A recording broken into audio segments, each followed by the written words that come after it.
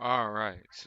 Welcome to today's stream. I apologize. I haven't been on much. Been dealing with some stuff. Yeah. So let's get this started with the legal notice. All videos that appear in this podcast slash blog will not be monetized in any way or form. It is considered satire slash parody, and any sound or music is under Fair Use Act.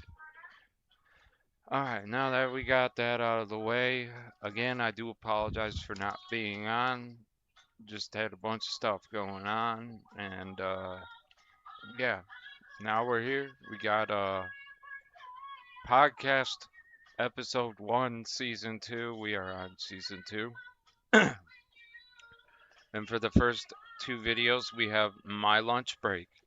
So I'll go ahead and play that. All right, here we go.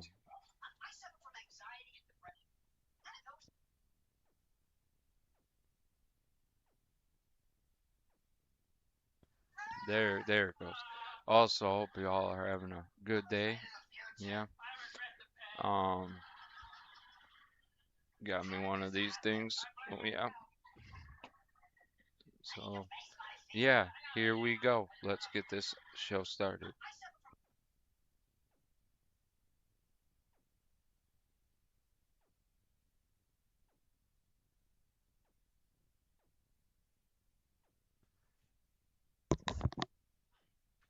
Hold on one sec. All right, I forgot to tell you guys the videos. It's The Old World in Cream City, and this is my lunch break, and the second one is my lunch break, The Old World East Coast. So, here we go. All right, we're back, and we have some great stuff today. 6 weeks ago, we released episode 40, where we went into Oshkosh, Wisconsin, and got boots on the ground footage, and learned a lot about this town. And it carried on into episode 42, where we learned all about their tunnel system, and we exposed a ton about this location. And I think this triggered something. On October 9th, 2023, Fox 11 News reported that Oshkosh, Wisconsin had a road construction project going on, where they, for some weird random reason, needed to delay the project.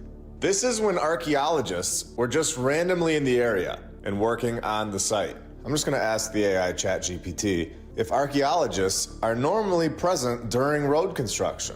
No, archaeologists are not always present during road construction projects. So we definitely have something weird going on here. And they found an extensive village. Are you ready to see what they found? Did this community that we've built trigger a destruction project in Oshkosh? In my opinion, this is exactly what happened. So they say that the Cultural Resource Management Project has been working with the city since the start of the road resurfacing project. Road resurfacing? They're not building a new road.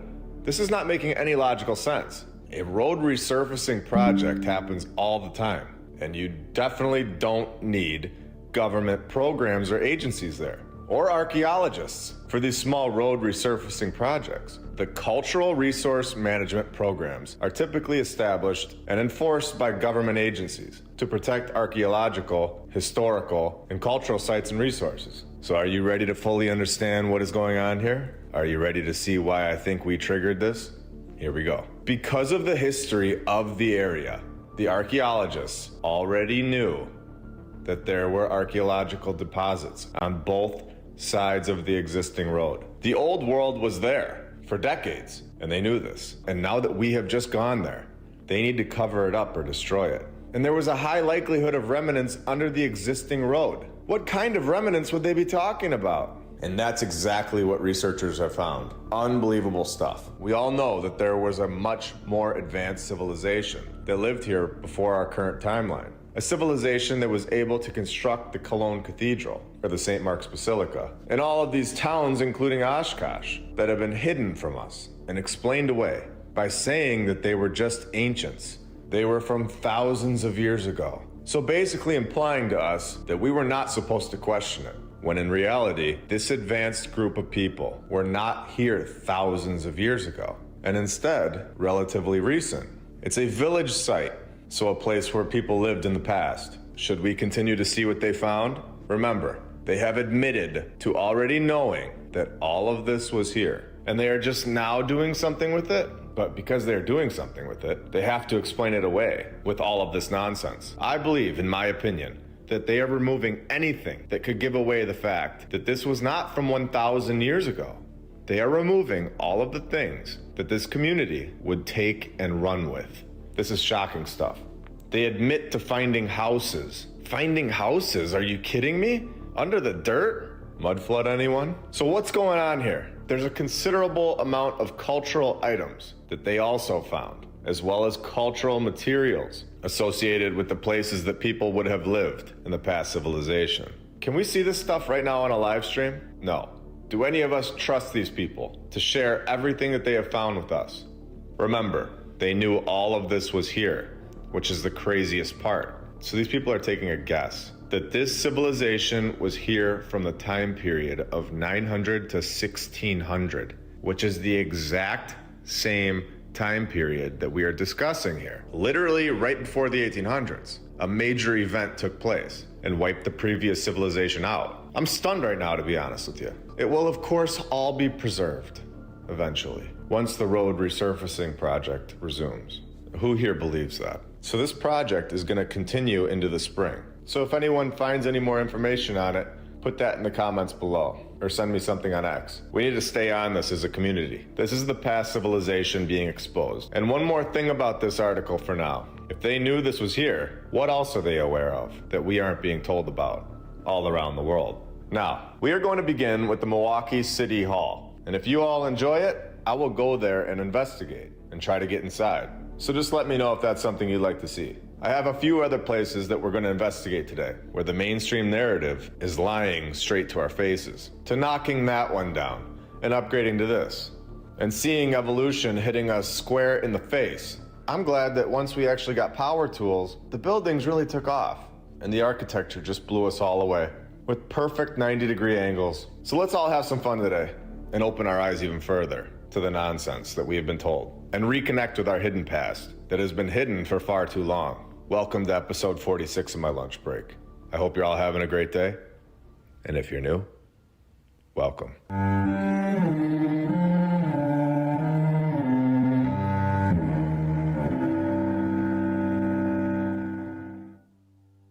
And I want to thank all of our sponsors over on Patreon. Thank you to FlatEarthDave.com. You can check out his app. I'll put the link in the description, and you can use my referral code, MLB. The app is awesome. It shows a lot of videos that are really hard to find. They've got them all in great playlists. He also has my lunch break on the homeschool section of the app, which is really cool. Thank you for that. Thank you to Rebecca K., Don Gaston, Jason Brunson, Christopher Arietta, Maddie Kevs, The Lady Lacey Show, David and Sherry Ferguson, Edwin Johnson, Al Chen, Chuck Templeton, Dale, Edwin Rice, Joy Lee, Leslie Pipkins, PNR, Stephanie Nolan, and the Burlesons.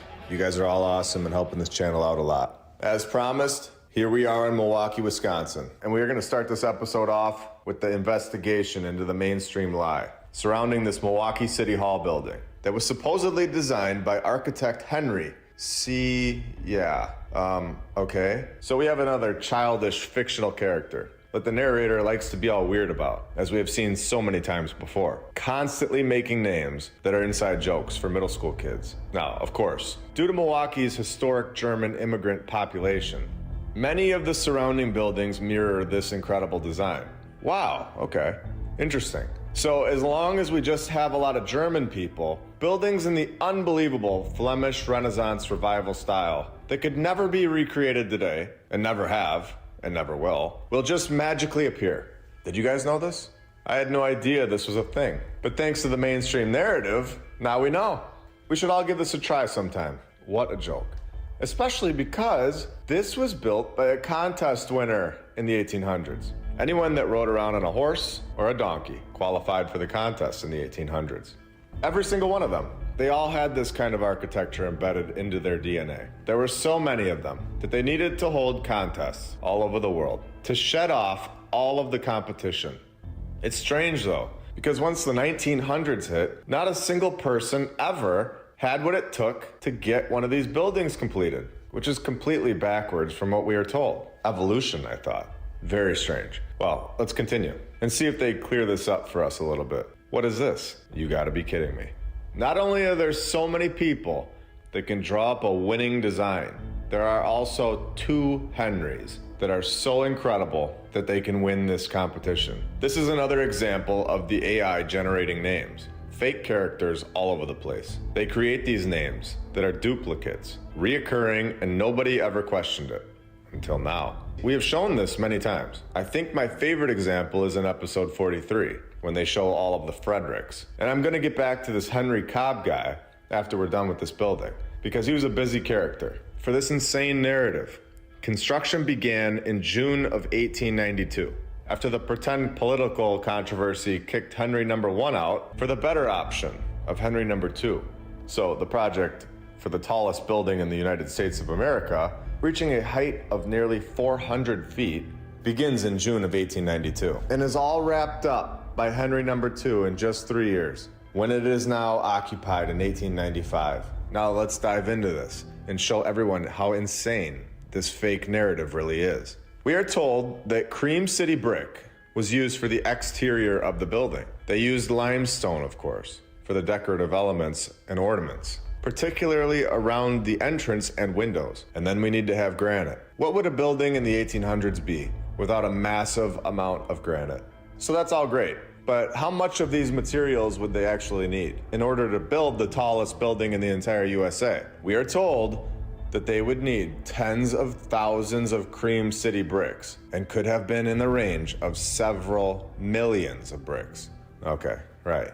And several hundred to several thousand cubic feet of limestone, and in the range of hundreds of cubic feet to over 1,000 cubic feet of granite. In order for the narrative to be logistically possible, we need all of these answers. So let's use their tool against them again, an AI ChatGPT. Let's see how long it would take the materials to get to the site in 1895, and see if this is logistically possible for Henry #2 to get this thing constructed in 3 years. The cream city brick is strange in itself, as they have ended all production of it since 1920, so we are told.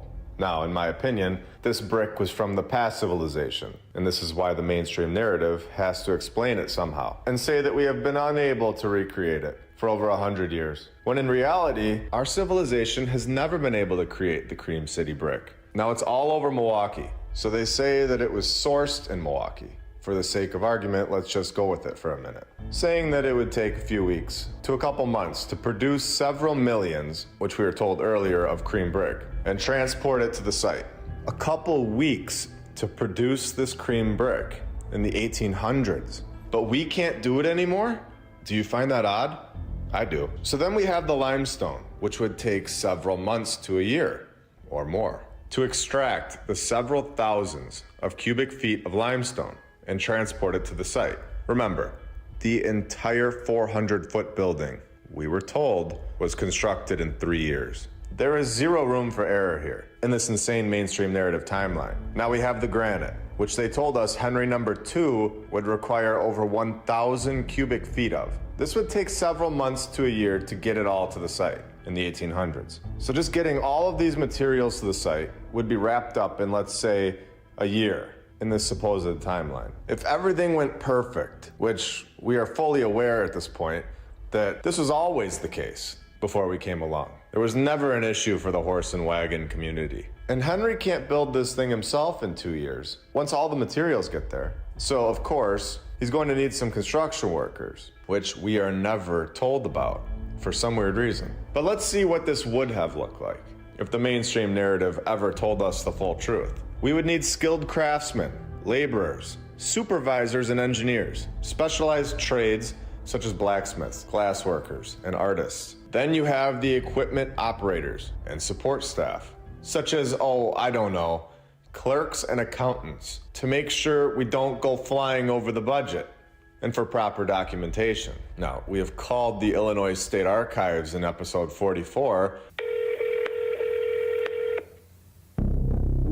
and we have proven that they do not keep records on these buildings. So what's going on here? Why aren't any of these extremely important people ever mentioned in the narrative? We are always given some magical architect and in this case, multiple architects, both named Henry, but never anything else. Never a great artist, never an incredible engineer, and never a mention of any bookkeeper. You would think that one narrative would mention it, since these buildings are all incredible and still standing. And in this case, we have a building that was the tallest in the entire USA, yet their website gives us none of this, and we are supposed to just accept it blindly. How about no? We are not just sitting around accepting the lie anymore. Let's ask their tool how long this would actually take. It should say 3 years, since that is how long we are told that it took. But if you follow actual logistics, following real construction protocol, and not fairy tale nonsense that we have been told, then you are going to get a very different answer, a much more honest answer, a much more logistical answer. And here we go. After everything that we have discussed, and also adding in that there are seasonal factors, Milwaukee weather is not the greatest for construction project in the winters. Work might have been suspended or slowed down during the winter months. Okay, so they most likely built it in less than 3 years because of the winter months. Interesting. Using actual logistics, asking real questions that need to be answered. Let's see who the AI chat GPT agrees with. The mainstream history that we have been force-fed all of our lives, or us? Asking real logistical questions. Given these considerations, a realistic timeline for the construction of the Milwaukee City Hall in the late 19th century might have been around 5 to 7 years. And there we have it. Not even close to the 3-year mark.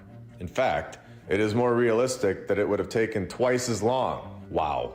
We have done this a few times now where we ask the ChatGPT questions like this. And it becomes clearer and clearer that none of these buildings were ever built in less than 5 years. And the fact that this is what we're told gives it all away. That this is impossible, and that we are most likely spot on. That a previous, much more advanced civilization with incredible tools, and they did not ride around on horses and wagons, were the true builders of these old world structures. And our civilization is a bunch of founders that claimed these buildings as our own. I don't think that the narrator ever thought that we would go through these narratives, dissecting them down to the smallest detail, asking questions that need to be answered for it to be true. It's incredible, all over the world. And I love that we are all seeing the truth now. This is a growing community by the day, because once you see it, you don't go back to unseeing it. The massive growth is proving that the lie is drowning, and we have had enough of it. We are finding the truth about our past. And the truth that this place that we live is incredible. It's filled with perfection, and we have been distracted from it for far too long. When you walk down the street, you will now see the previous civilization's work in your city, because they are honestly everywhere, and they deserve our attention. Henry Cobb, the first Henry that we were given, is a character that needs to be covered. Here we are given a list of buildings that Cobb is credited with knocking out over 100 years ago. There is one specifically that caught my eye, and that is the Chicago Federal Building. And let's take a look at this picture for a minute. We have shown this type of nonsense before, so let's do it again. They show this fake wagon sitting on the dirt road with more people that are identical next to each other in white. These are not real people. They are all photoshopped. If we zoom in on it, you can clearly see that they are duplicates. They are copy-pasted. And the other one is all glitched out. And who just stands in the middle of a road anyway? None of it fits in. You have a massive building, yet you have horse and wagon, and you have dirt roads. If it rains, the dirt is going to become so wet, and you will not be moving any limestone. Yet this was never an issue for the mainstream narrative. The dirt is always looking like it had just been raked and perfected for the photo. There's a dirt road down the street from my house, and they have to fix that thing all the time. Otherwise, there's massive holes in it. There are no holes in this picture. It's a perfect dirt road. I'm at the point where I'm gonna say that this was prepared for the photo in our new civilization. The dirt is sitting on top of the past civilization's work.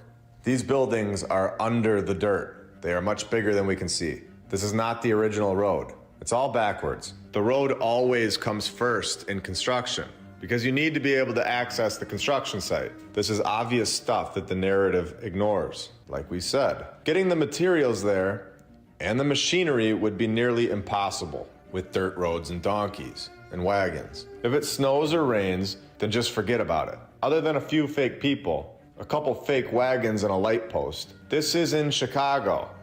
And we all know that Shalaga is not abandoned. There are literally no people in this photo. My point is that if this is true, that these are Photoshop people in wagons, which is looking more and more clear that this is the case, then was this the very first picture of this building for our current civilization to see?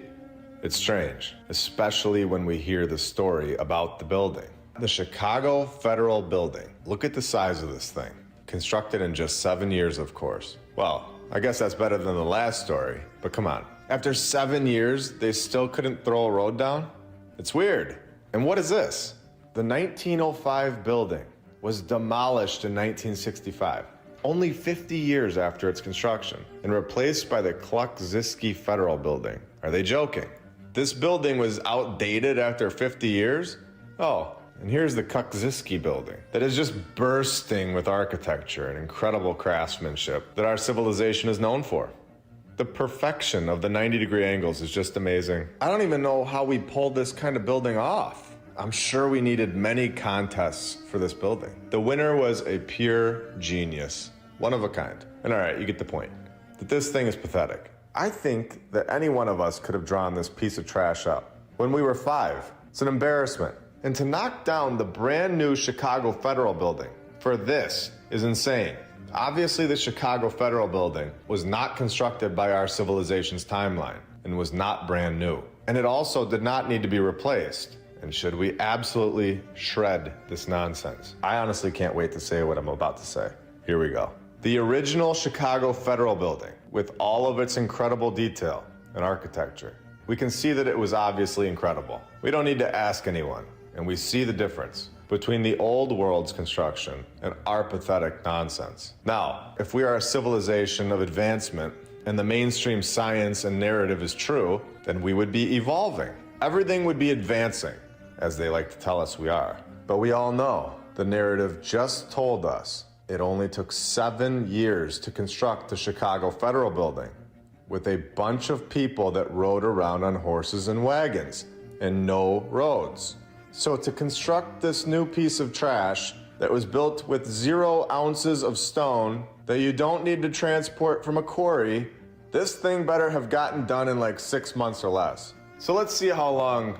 Oh, you gotta be kidding me. 14 years to build this box? So when we can all see the construction, it takes 14 years. But when we aren't around to see it and can't verify the dates, it's done in like 3 years or 7 years, in less than half of the time, and done with so much more artistic detail. This point alone should get everyone in the world to shake their heads at what we have been shown in our education system. How much clearer could it get that our history is a complete lie? This is insane when you really think about it. It's shocking. Now, we all understand that none of these buildings were constructed in less than 5 years. So when we dive deeper and are told that St. Andrew's Catholic Church, located in Virginia, was constructed in less than 2 years in 1900 to 1902, when this was their way of transportation, we know that there's something off with the mainstream narrative. And this is when you can go deeper. And we find an incredible construction photo. Are you all ready to see it? Oh, you gotta be kidding me. This building is done. That is not a construction photo. That is a completion photo. Now, I don't want to offend anyone, but this is a photo of them putting the cross on top of the spires, switching these buildings from what they originally were into the church. And I'm not saying there weren't any churches, but I'm saying this one was not a church to start with. I'm just telling you what I see after everything that I've researched. They are clearly putting the cross on top of this completed old world building, basically putting their stamp on it. And this photo is coming directly from the church's website. Now I'm going to show you how they do this, how they get away with using the same architect for so many old world buildings. This way they don't need to make a million characters. They find buildings that look similar, and then they use the same guy. And it doesn't even matter what state they're in. And we have shown this before. But this time it is unbelievable how many they try to get away with. So let's go find William P. Ginther, and we have found him. And we know this is the same guy because in the middle of the 113 old world buildings that are of the previous civilization's work that they are pinning on this guy, we have the St. Andrew's Church in Virginia. So this is definitely an interesting character. And very interesting that they wouldn't allow us to just click on his name. Let's take a look at a few of these buildings. And I'm sure we're gonna see a pattern that they are all incredible, with perfect architecture. Exactly like the Kuczynski building in Chicago. Just amazing. Oh, I mean, nothing like that. So let's just pick a random one and start with it. How about the St. Philip's Church in Craftsman, Pennsylvania? Okay, well, I think we can see where this is headed already. And to prove my point, let's go right on their website and see the detailed construction story. All of the details will be given that we need in order to fully trust them. So in 1898, a young priest came to St. Philip. His name was William, of course, because they have to repeat names. Because who else is named William? The architect. Well, let's continue. Between 1898 and 1953, Father William undertook a complete renewal and rebuilding program. So let's get this straight. 1898, this guy comes in and starts the renewal and rebuilding program. We all understand what renewal and rebuilding means, right? It means that there has to be something there already. Are they literally admitting that they did not construct this building right here? And they are taking credit for how it looks today by just calling it a rebuilding program? And this is embarrassing for them. I'm not trying to make fun of them, but come on. This is on their website. They say William number 2 is build of stone in cruciform design. Is build of stone? Let's get that corrected. St. Philip Catholic Parish in Pennsylvania. Let's throw a few more of these buildings on the screen and see what we've got from William number 2 and his master skills just for fun. Let's see what he's got going on all the way in California, since it's nowhere near Virginia and would be insane to have multiple projects like this going on at the exact same time in the 1800s. So let's check this one out. Santa Clara Parish in Oxnard, California. Okay, very interesting. Let's take a look at the inside. And of course, this is insane. Still standing today. And as long as it's left alone, it will be there forever. And so will all of the old world buildings. They are all built with perfection. Let's see a few more from William number 2. Let's take a look at Mother of Sorrows Church and Rectory, located in Ashtabula, Ohio. Oh, right. So we have ourselves a castle. This is unbelievable. I'm gonna make an entire episode on this guy. It seems too weird to me that he is credited with all of these structures that are clearly not built by our civilization.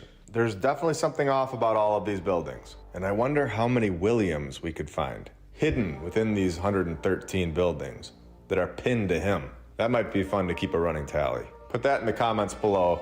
Give this video a like and subscribe if that is something you are all interested in and want me to do. And I just want to let everybody know, because some people were asking, I release an episode once a week, every Saturday at 4:30 p.m. Eastern Time. If that ever changes, I'll let you all know. And also just a reminder that in March 2024, I'm going to be going to New York City. And if you have any other old world buildings that you think would be worth me checking out and visiting and going inside of, let me know in the comments below. I'm going to wrap this episode up right here.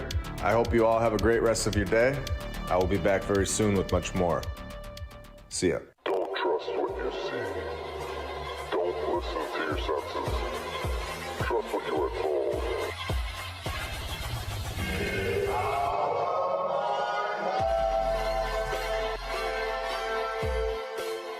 I emailed the Highclere Castle, located in Hampshire, England, and I like to ask these buildings directly what their history is, especially when the narrative doesn't give you exact dates of construction. So here's what happened. I said, hi, I am doing a project and just need to know what year did the construction start and end to actually build this castle. The second question, who was the architect? Third, which construction company was used? Now let's get some answers. They replied with, good morning, thank you for your email. May I firstly ask what the project is? So they obviously know that I'm onto them, or else they would just simply answer the questions. They also say, you might find this blog entry helpful for your questions. So they're directing me away on some treasure hunt. So I redirect it back to them. I say, I've come across that information before, but was unsure of the exact start and completion date of the construction for this castle. I say, I can't seem to get a date anywhere, which seems odd. They reply with, thank you, but again, Highclere is a private home.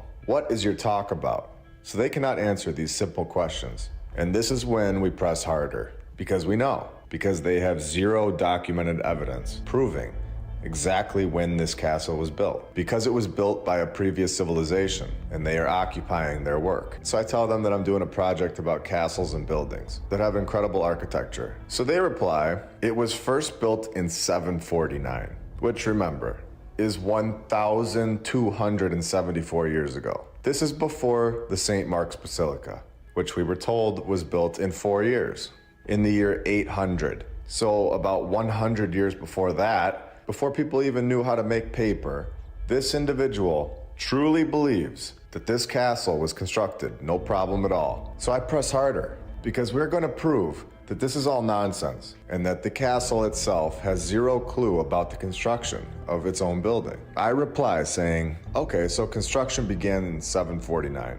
1,274 years ago. That is incredible. And do you know when the original castle was completed then? And this is when a new person begins writing me, and they are clearly unhappy about what we have exposed. Thank you for getting in touch. Yes, there has been a house, which is actually a castle, not a house. So a castle on this site since then in various forms and rebuilds. Though I'm afraid that I'm not too sure when it was officially finished. So there we have it. They do not know when the construction dates are. And you can tell that they did not want to expose this, because the next paragraph, they are basically threatening me, saying that if I make a video in which to use any images, then I have to get in contact to discuss the copyrights with their legal team. So we're just going to use Google Earth for this one, since they were so kind. And I then had to reply saying, wow, okay, so you guys have no idea about your own construction dates. Interesting. We have a lot of awesome stuff to go through today, including finding a building's photos from before the construction date, so you're not going to want to miss that. Welcome to episode 47 of my lunch break. I hope you're all having a great day, and if you're new, welcome.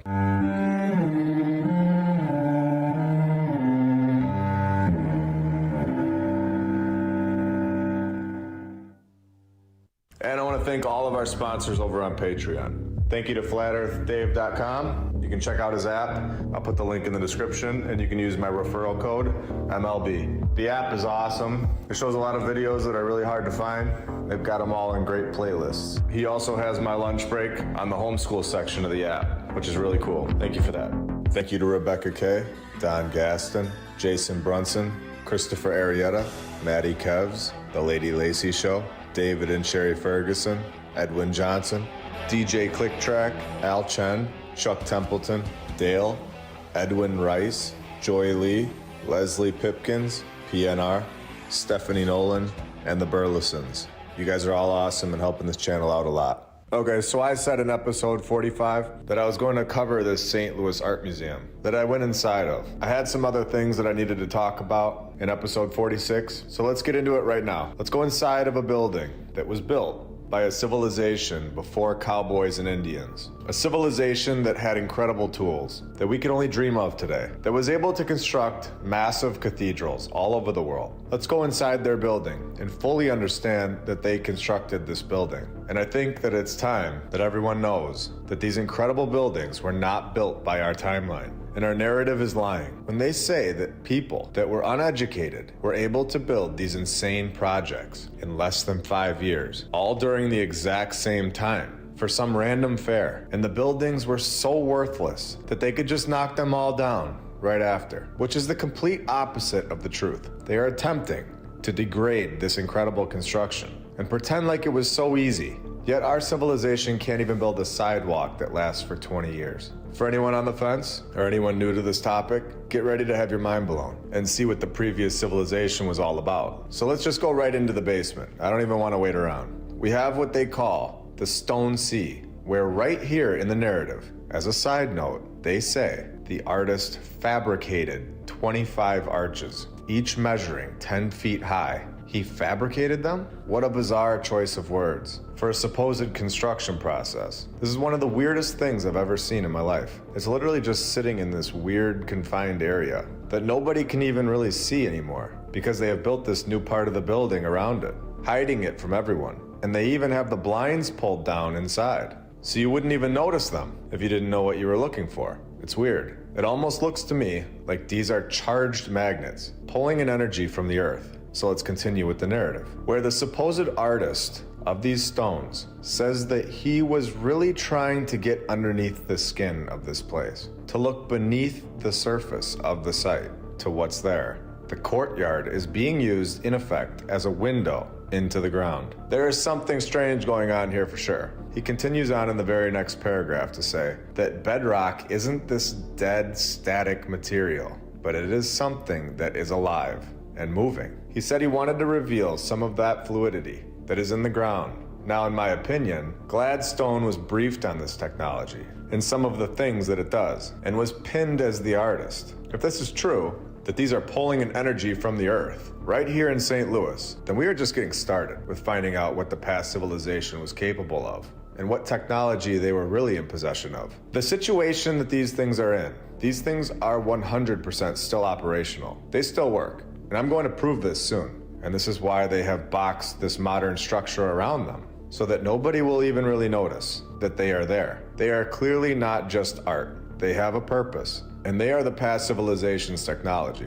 There is an energy in St. Louis that the previous civilization knew about, and I believe that they still know about it today. So this is when Gladworthy admits that these are technology, where the tight space compresses the sculpture and gives it tremendous energy. So let's get this straight. They are still using these and attempting to hide it from everyone by blocking it off with this new cafeteria. Incredible. I think the fact that they have hidden this from everyone with a brand new cafeteria is very telling. There isn't even that many people inside the building for it to need a cafeteria. It's very strange. Now we have the Trinity Church, which is incredible and clearly from the previous civilization. But I want to go deeper than just looking at this church. I want to look into the guy that supposedly drew it up, Henry Hobson Richardson. And here we are given a partial list of buildings where they tag this character as the creator. And it gets really weird when we go and click on this one, the Ames Monument. Look at how many massive buildings he was just knocking out in no time, in the exact same time frame, all on the east coast of the United States of America. And then all of a sudden, there is a slip up. He is pinned with something in Wyoming at the exact same time.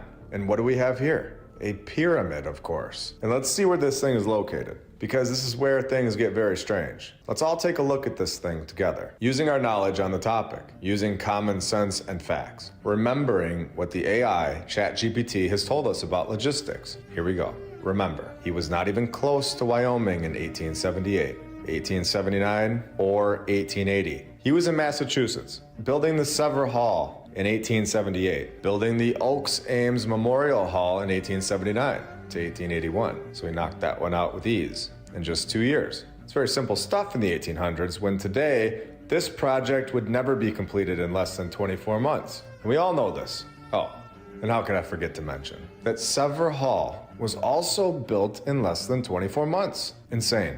He was also off building the rectory for Trinity Church in 1879 to 1880. So this one took less than 12 months. This isn't possible at this point. And we all know this. It's not even close to possible, actually. But because this is what they're telling us, let's keep going. He was also building the F.L. Ames Gate Lodge in 1880, which also wrapped up in less than 12 months. I think this guy deserves a statue and a holiday. This is incredible and a total lie. Stony Brook Gatehouse in the same year of 1880. Took a solid year to complete, which is probably the only one that would make sense that it was built in a year, if he had no other projects going on at the same time. But he did. Thomas Crane Public Library, also in 1880, built in less than a year. Very easily, since he, of course, had the supercharged horses and wagons, the twin turbo stallions, and he also had time to knock out houses for people. The Dr. John Bryant House in 1880, and there's no photo of this place, but here he was in New York as well, building the Albany City Hall in New York in 1880. And this one took a lot longer and was a struggle, taking a whole 3 years to build. How pathetic in the 1800s. No wonder we don't get a day off for work for this guy.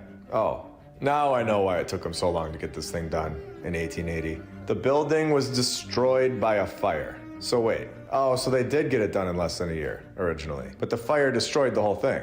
And a new design by Richardson was commissioned, of course. The cornerstone was laid by the local Masonic, did I say that? Fraternity in 1881. So they got this whole building all cleaned up and out of the way so fast in 1880 that they were ready to lay down the cornerstone in 1881. All the plans were ready to go. Very simple and easy 140 years ago. The building was completed and opened in less than 24 months. Winter was not an issue, of course. So yeah, just knocking out massive buildings very easily. And of course we get this fire story in there, which we all know what that is by now. If you are new here, you will enjoy learning about the fires throughout the first 46 episodes. It's a clear giveaway that the building is from the old world, a nod to their group. And right in the middle of all these incredible buildings that he is throwing together at rapid speeds, construction that we have never seen in the history of our lifetimes, and never will see, because it's not logistically possible. And we know this. In 1879, I guess he had some spare time to get out into the middle of Wyoming in the 1800s to build a random pyramid, which was built to last forever. This is not logistically possible in itself, let alone with all these other buildings being built at the same time. But let's keep going. We have more reoccurring names, which we all know about at this point. Oh, and did I mention we have a photo of this thing from May 6th, 1869, which is 11 years before it was said to be constructed. And they state that it was built by the Union Pacific Railroad. Yeah, that couldn't be any more contradicting. How is that acceptable? I personally could never look at this kind of information and fully trust the mainstream history ever again. It honestly is fairy tale stuff for adults at this point. Now, I found some really cool pictures that I've been waiting to share with you all from the 1800s, and they're very strange. They are so out of place and just totally looks like our new civilization is just completely lost in the photos. This one is from Boston on 88 Commonwealth Avenue. At some point in between 1890 and 1899, you have dirt roads. You have these people occupying these buildings that they have zero clue where it came from. And here we have a few photos of Boston in 1890. And where is everybody? I thought we were told that Henry Hobson Richardson was off knocking out massive structures for decades before this. Looking and sounding a little more strange now? We have all of these incredible buildings and no people. Why would you need all of these buildings for such a small population? You wouldn't. The previous civilization was here before. They constructed all of these buildings, and they needed every single one of them. Here in Boston from the sky. It's obviously a drawing and not real from 1899. But look how the city is clearly laid out. It even has land that is perfectly formed, right on the water. Here we have the Boston Public Library with dirt roads. And of course, it's still here today, looking better than ever. Exactly like our buildings that we build today. Oh no, not like our buildings today. In fact, nothing like them. And then I went on to the historic New England website, and they have a page called Old Boston, which is pretty telling in itself. And the description here says, these are 5 images showing the development of Beacon Hill from drawings by J.H. Smith, made on the spot in 1811 and 1812. The guy is depicting horses and wagons with nothing around, and a huge mound that looks to me like they've dug this massive structure out from underneath the dirt. And this is one of the strangest pictures for me. It's from 1840 in Boston, where the population was only 93,000 people. And right before this photo in 1839, what do you know? Boston's lunatic asylum was established. Check out episode 13 if you're interested in that topic. Very interesting stuff. And people look so out of place, and they look like farmers. Nothing against farmers, but they're in a palace with dirt roads and horses. I'm not sure that I've seen many stranger depictions of the past than this one. If we zoom in on the massive building with incredible columns, we can see that it is the Boston Insurance Office. Well, we also know that this is from State Street, Boston. So let's have some fun and go even deeper. We have the 4 columns, exactly like the depiction from 1840. But can anyone see what is missing from the 1872 photo? Only 32 years later? Something is missing. How about the entire bottom portion of this building? It's completely covered up. And the top of the building is also changed. So someone went in here and did something to these buildings and this area between 1840 and 1872. In 1862, we get the Boston Educational Commission to make sure everyone is being told what to think. And here we have the National Theater in Boston, where in 1852, the theater burned down, but they rebuilt it, thankfully. so that 11 years later, it could just be destroyed by another fire. And we all know about the fires. A great nod that this is an old world building. So we have this picture of State Street, and then we have an actual photo of the same street 60 years later in the year 1900. And everyone is still riding around on horses and wagons. This is another photo of State Street in Boston from 1850, where there aren't any people on the street. I think it's very important to share these photos so that everyone can see them. They're not easy to find anymore, which is interesting in itself. And in my opinion, these fully prove that we are correct. These photos are displaying a civilization that was so technologically weak, where they were riding around next to massive palace buildings, looking like, oh, I don't know, that they might be in the wrong timeline. And here is the same road with 0 people again from June of 1875. And it gets even weirder when we see this photo from 1898. 23 years later, where they are digging up the dirt road with their incredible technology of shovels and wheelbarrows. And what is really going on here? Are they tearing apart the previous civilization's road that was under all of this dirt, hiding? These are massive and no ordinary brick. Comment below what you think this is. I think this is a destruction process, but would love to hear your ideas. And here we have this US Post Office building, which was the first post office building in the city of Boston to be owned by the United States federal government. They knocked this one down to build the John W. McCormick Post Office and Courthouse. And this is where I found that they are fully lying to us. Remember in the beginning of this episode when I said I found something massive? Are you ready to see what I found? Here we go.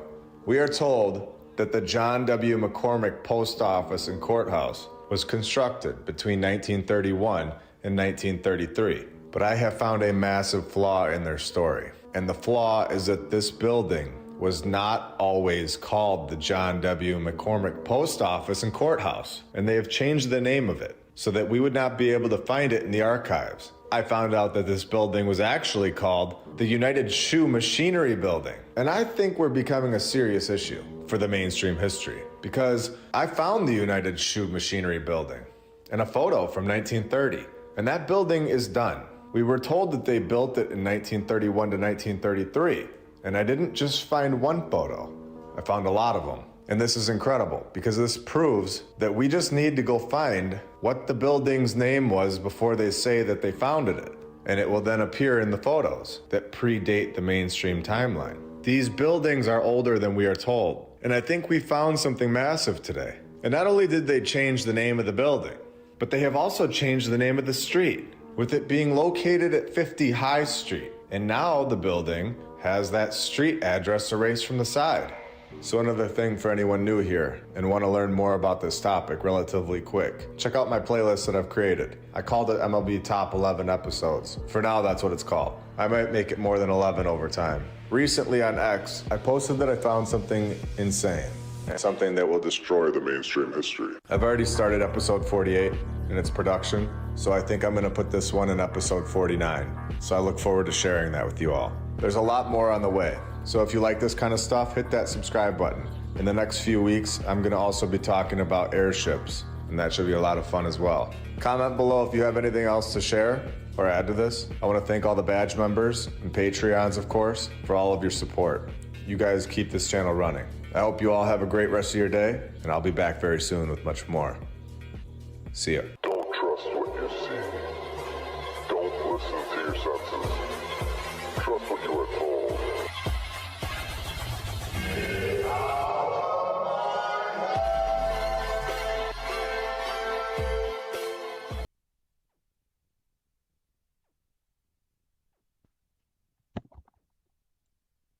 All right. Up now is The Secret Vault, Matthew Williams. With the video is Part 2, Prime Minister's Secret Nuclear Bunker, Clevedon Hatch Massive. All right, here we go.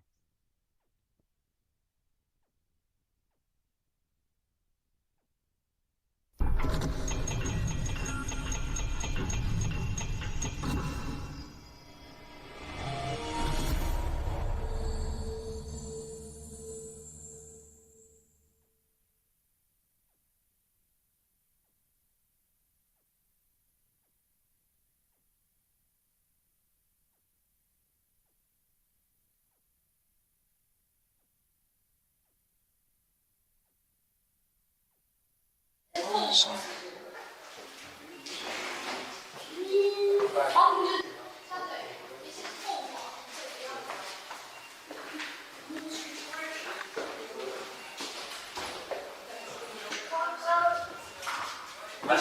So there's toilets there. So yeah, might be a good idea to go to the toilet. So fire exit. Woo! Fire exits. Like pints to tar.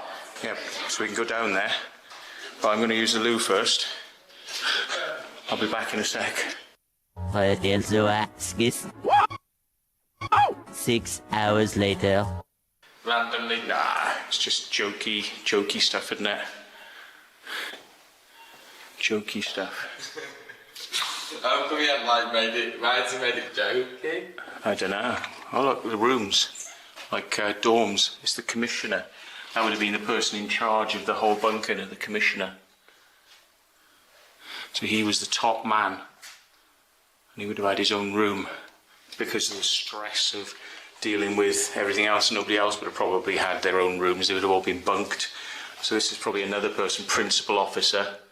So, you know, these are almost like military positions, you know, in terms of after a war.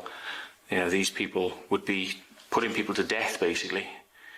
They would be going outside with guns and shooting civilians that they found who were ill and just shooting them on the spot because you couldn't waste food on them or medicine. So they would just be killing people. What the? Prime Minister. This is literally the Prime Minister's room. Anyway, Margaret Thatcher's in the bed, look. Over there. So, that is Maggie in the bed. So this was the Prime Minister's room, look. There's a slide projector over there, look. Really big old-fashioned slide projector. Wow. Look, a safe on the wall. Probably nuclear codes and important stuff to do with launching missiles and all the rest of it. Yeah, but this was literally, as you can see up there, no joking about, folks. That's the Prime Minister's room, 205.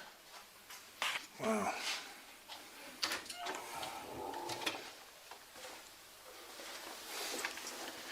So if you want to hold back so you're not getting my voice talking over everything, unless you want to hear my voice, I won't take it personally.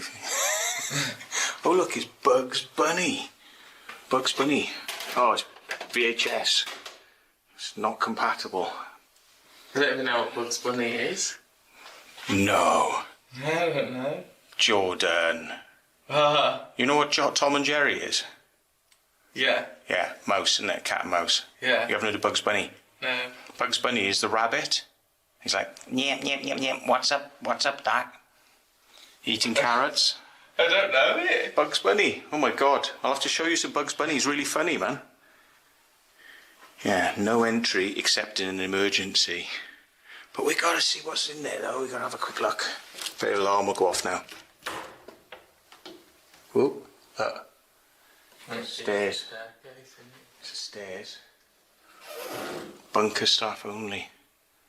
So yeah, only in emergencies. It's alright. We'll respect your privacy, bunker staff.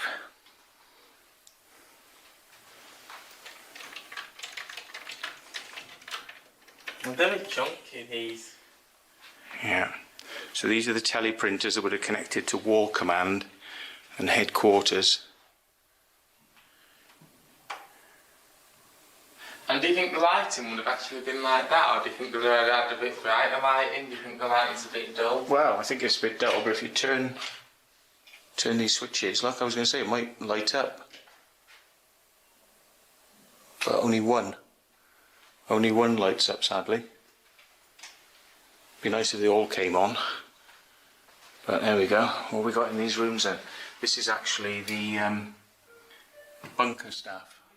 Only bunker staff are allowed in here. So that's yeah, equipment rooms.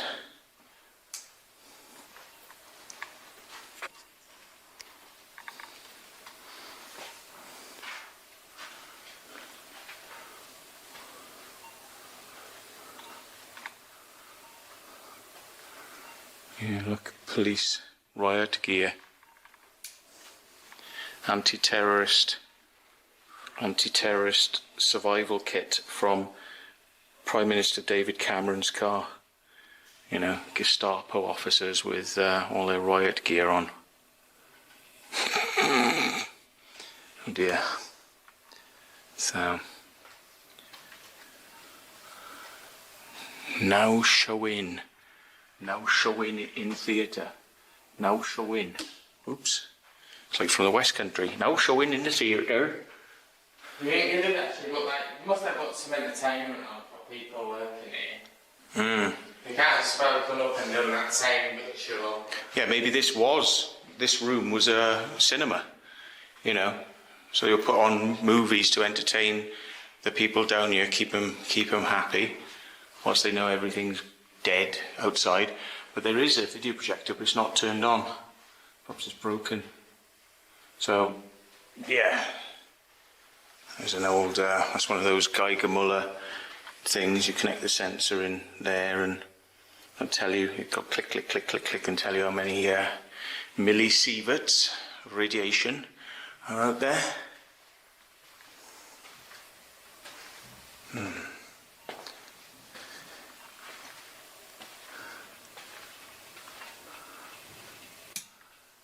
PBX calling Captain McBride of the USAF.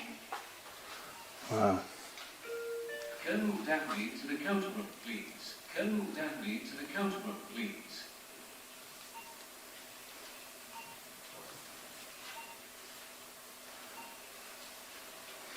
Pretty amazing though, isn't it?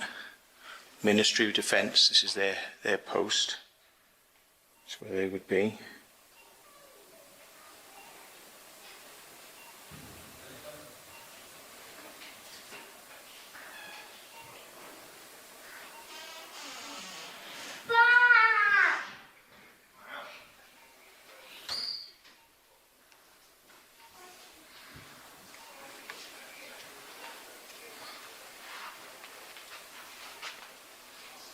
God, I cannot find the bloody app for this.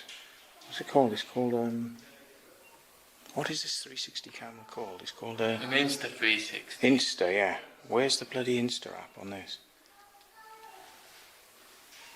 Insta, come on. Can't bloody see it. Oh, here it is. Insta 360. Why is it knackered? PBX calling flying officer fail. Calling flying officer fail, please. I'm just trying to see if it'll tell me if the camera's working because I can't see any LEDs flashing on it. This is judiciary and the police.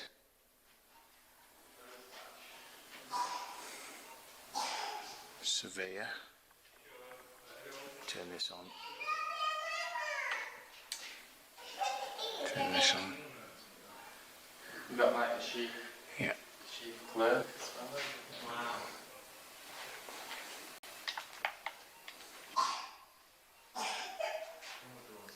Wow. Exit.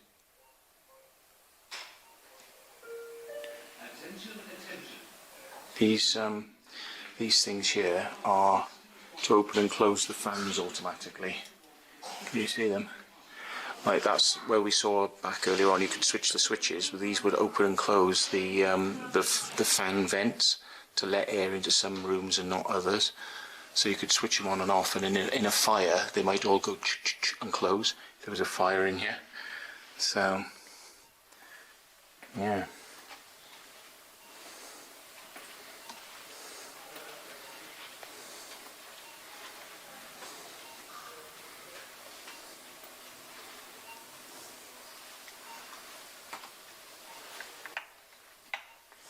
Minister for Social Security. I don't think you'd be needing much social security after a bloody, you know, what people are going to be claiming their benefits, are they, after a nuclear war? I don't think so.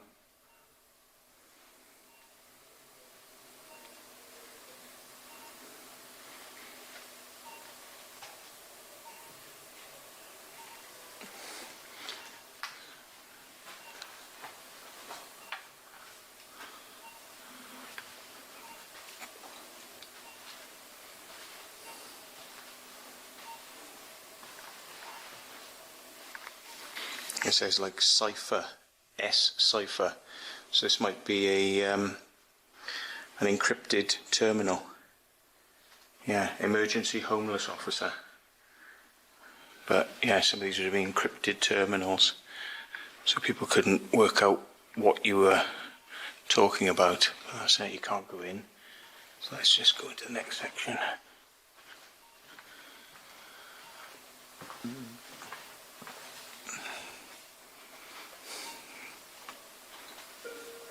National ROC reported airburst 40 minutes ago, unknown size.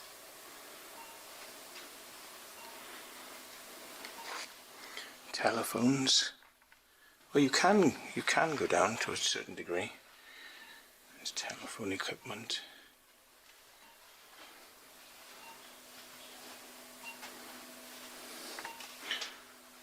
A heater, burn things to keep warm, look.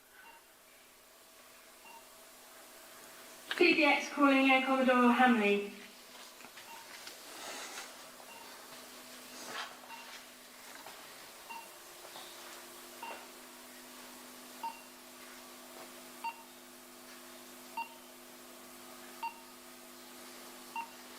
Oh look, it's a Commodore computer.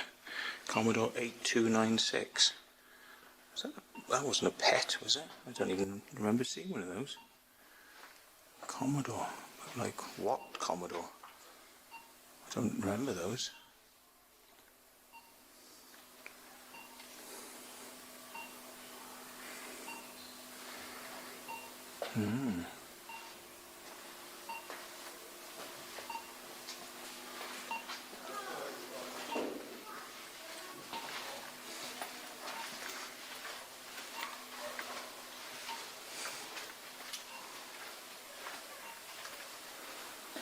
So this is what people would be living like. I feel like of the Victorian times. Like,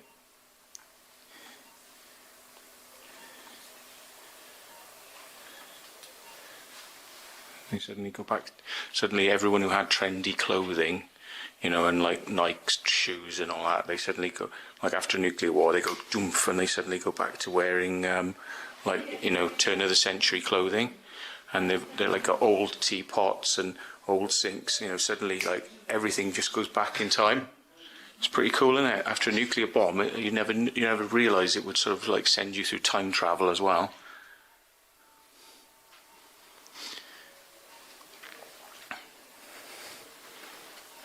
This is more like wartime, World War II sort of era stuff, really, this is. Yeah. So, you know, at best you could say like probably latest would be like 1940s, 50s, because I think the bomb was invented like 1947. So therefore, a lot of the relevance of this would have been around that time, needing this bunker in a nuclear capacity.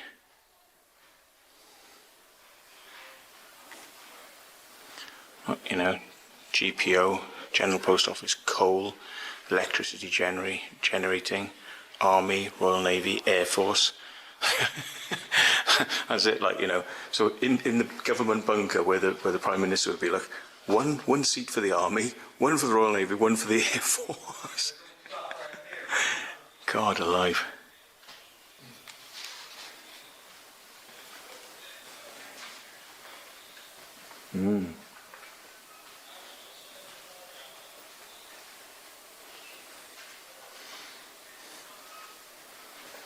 What's this about then? Please place £1 donation if you have dressed up. Oh right, I see. You dress up using these clothes and then you sit in there and have your photo taken. So you can get dressed up in all this stuff.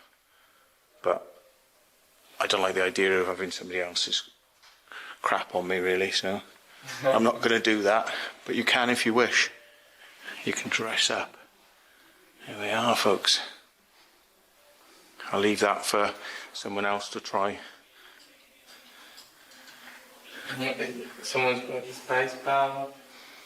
Somebody smacked in the space bar. Yeah. Oh dear. Disgraceful. Well, it's so old and dated that surely it gets to a place eventually, doesn't it? Yeah. This. Reel-to-reel computer tape recording. Computer tape. That's all like part of the same thing, look. Oh yeah, Christ. Oh, I didn't even notice. that's a mini computer. Yeah, the whole thing it's sat on is the computer, like a Bull DPS 6000. So the whole of this is a computer. I thought it was just a table for it. You're right. That's what I thought. Yeah. No, that's a mini computer, isn't it? That's what they call a mini computer. Yeah. But it ain't mini. But back in the day, that would have been considered a mini computer in the days of mainframes, and that would have been a mini computer. And then we went from mini computers to personal computers, which were obviously a lot smaller than that. We have no effective means of restraining people in this situation. So I think it was the Emergency Committee. I think we may impose the article sanction at the end of the day. Could I ask? Yes. Yeah. That's right, they're on screen, they're talking about shooting people there. So these... By the BBC. After the war, the BBC would become WTBS, Wartime Broadcasting Service. Its job, and the job of all the media, to act as an arm of government. And they would be out there with guns killing the public so they could get all the supplies that the public had. Because it would be important for rich, powerful people and controllers to have stuff, and you would have to give up what you had or die if you didn't like the idea of giving up what you had. And if you could be used for slave labour, they would keep you alive. But if you were ill, they would kill you. So, yeah, we're going to go upstairs now, after that depressing thought. If anybody wants to watch anything on that, watch The War Plan. Or The War Game, sorry, it's called War Game. It's a black and white BBC dramatisation, but it was based on the war plans. So it talks about the fact that they would actually execute people after a war.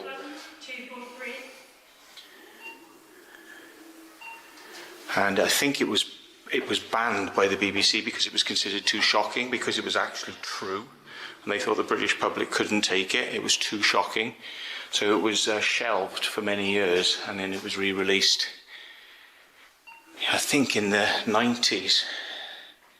But yeah, it's available now for people to watch. But it's amazing to think the BBC actually filmed something that they weren't allowed to show because it was too honest. It was actually telling people what was going to happen. They were going to shoot people after a nuclear war. They were just going to go out and shoot people. Yeah, but you can't deny this, you know. No, you can't deny it, but the BBC weren't able to show it for many years because it was considered too... It's very shocking, actually, I've got to be honest. I mean, considering it's a dramatisation, it's incredibly shocking for its time. I mean, it was made, I think, in like the 60s. Yeah, but were they actually just like shooting them to get the supplies? The ones shooting them because they were at risk of contaminating the rest of the population? They didn't want people to get together in groups and gangs and start taking over. So basically people would have to either be told what to do and work in slave gangs for the government and be told what to do, but if there were too many people and they were getting rowdy, they would just shoot people. And if you were ill, they would just take a look at you, and you'd have these guys like would go out from these bunkers with weapons, and they would go around and then they would look at people and they go, oh, well, she's got a cut, oh, she's vomiting, she's got radiation sickness, and they would just like turn you around, bang, back of the head. Oh no, we can't be doing that. Yeah, you didn't know this? No. Oh, I'm gonna upset him when I show him this. He's gonna be very upset, mate. You'll be very upset. Yeah, this is the reality of... Even if I'm upset about it then, but it's history, so I think it should still be showing them. I think it's still being shown on the telly and not shown. Yeah. Look, see, whilst everybody else is dying, they would have hospital rooms for the Prime Minister and the people in charge, because it'd be important to keep them alive. But the public, they're just disposable. The public would be disposable after a nuclear war. Mm. And if they weren't controllable, they would be disposed of. Yeah. Very sad. Very sad. They won't be able to get away with doing something like that nowadays. So. You probably find that the rules are still in place. Exactly the same rules are still in place. Yeah. I think they'd actually use them nowadays. Oh yeah, if there was a nuclear war, the same rules would still apply. They'd pull all those rules out of the filing cabinet, and they'd start using them. Don't go onto the streets and shoot people nowadays. Yeah, mate. They can't do that to the public, because the public, if the public turn against the old government. There you go. That's why. Now you're getting into it. See, this is the thing. There'd be limited supplies, and the government would be in bunkers, and the army would be controlling their supplies, right? And what they wouldn't want is loads of the public getting together and trying to take the supplies off the army, take the supplies off the government, open the bunkers and get in there, right? So what would they do? They'd go out, and when they'd see groups of people acting rowdy, they'd kill them. They'd kill them. Yeah, but now you think they'd do that in modern day if we were in that situation again? The rules probably haven't changed because they would have been made by military planners based on the way they think the public were going to act. And what have people done recently with the petrol? It only takes one little thing, like, there's a few garages might be a bit short, people are panic buying. And then everyone buys it all. But we're alright because we've got diesels and no one's panic buying diesel. Well, they are, because it's the same as petrol, it's the same thing. But this is what people do, they panic. And what the government's idea is, well, if people are panicking and they're going to get rowdy and they're going to get violent and they're going to try and take control themselves, you shoot them. If people aren't going to play by your ball and they aren't going to do what you say and they aren't going to work as a slave for you, if they won't agree to do those things, they're no use. Shoot them. You'd have to keep a long way away from the army and the military and any of these stations, any of these places, because if they came out and caught you, they'd assume that you were trying to break in and trying to steal stuff. So they'd probably just shoot you. There would be prison camps where they would keep slaves, and the prison camps would be just so that they could kind of get people to do work for them. And if you didn't agree to be a slave in one of those prison camps, they're not going to debate it with you. They're not going to ask you whether you want to go in front of a judge. In modern day, they would. No, they wouldn't. No, you're in slave camps in modern day. Oh, well, this is like it's such a we're in a democracy and like a free country. Democracy is suspended in an emergency like that. Democracy is suspended, and it becomes a thing called martial law, which means if you are in the army and you don't do what you're told, they shoot you in the head. That's even in the army. They go, we ain't got time to deal with you, mate, and we're not going to give you food because we're feeding you and you're a waste of time. Bang. So take you out. And they do that with the public as well. They just don't want to waste the food and the resources and the medicine. So that's tiny. A crap video projector. It looks like some Chinese thing. Look how pixelated it is. Probably looks alright through the video camera, but it is very pixelated. But yeah, I mean, it costs a fortune, doesn't it, for all this stuff in this bunker. Remember, they're doing it based on donations, aren't they? Yeah. So the thing is, these video projectors have been here for a very long time, when those would probably cost a load of money. Now you can buy that sort of stuff really cheaply. Like 50 quid from China. Yeah. But it's nice they've made the effort to do it, though, because I don't remember there being video projectors here last time I was here, 20 years ago. So obviously they're trying to do what they can with the budgets they've got. It's nice that they've done it, though, really.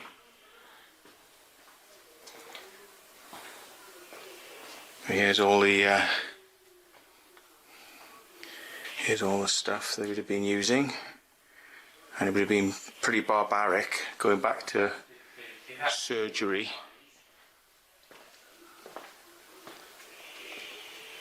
That's actually really creepy, that noise. Yeah. Considering that the both just... Yeah, we've been through this way. I didn't notice that noise at first. No, I did. Some of them probably start after a while. Ooh. Did we come past here? Typical washroom, yeah, toilets.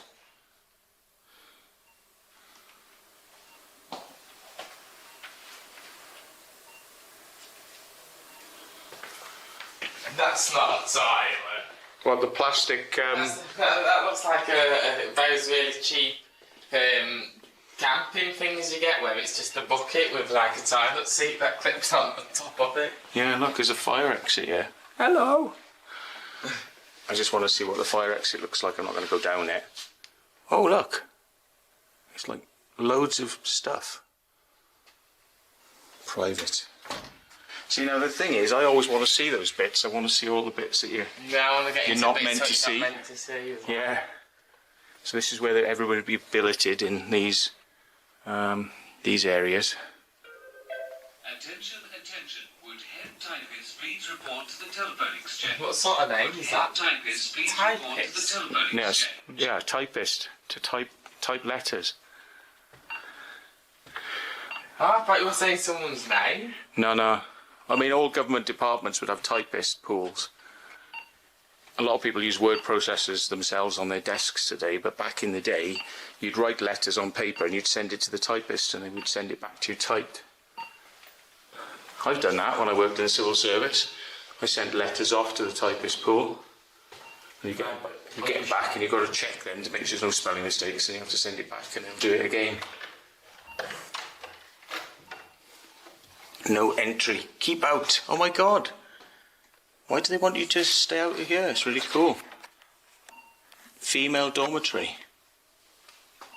Why do they want you to stay out here? We're not going to go in proper, but I would like to just film it. Just get a quick glance. Ooh, look, they've got fake windows there, fake curtains to make you think that you're in a... So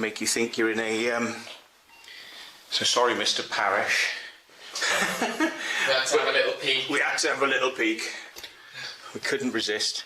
If you don't want us to have a look, you should lock the door, sir. Like all the different people who've come down.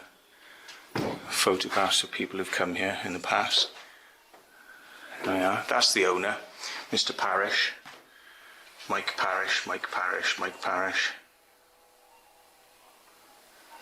Yeah. You've got a lot of effort into making it. No, he's done a good job, but I mean, I met him briefly while I was coming out of this place. Oh, look, there was Richard Ayoade there. He's with him. That's pretty mad. But he has made a lot of effort, and as I say, this place has been here for 20 years that I know of.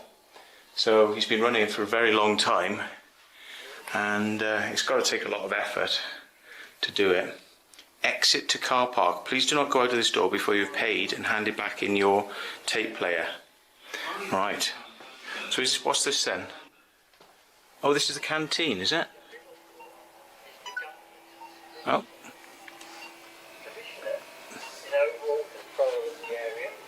There's got to be somebody working here. Maybe it's just a big car, not a canteen. Where? Oh, there is a person working here. Just want to check that it's still recording. Here we go, folks. This is all the stuff they got here. Camo hat. Camo leaf hat. That's pretty good, actually. Jack Pike of England. So how can I tell if that's bloody working now?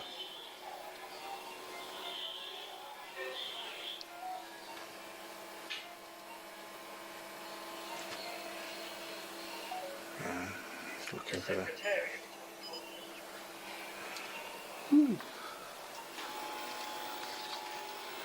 It's the cafe area, look. Hello. Hi. Hiya. Now, I didn't pay the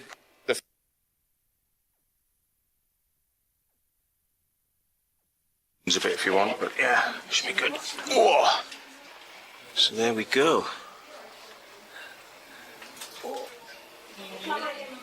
Thank you. Is this the way out? No entry, staff only? No. No.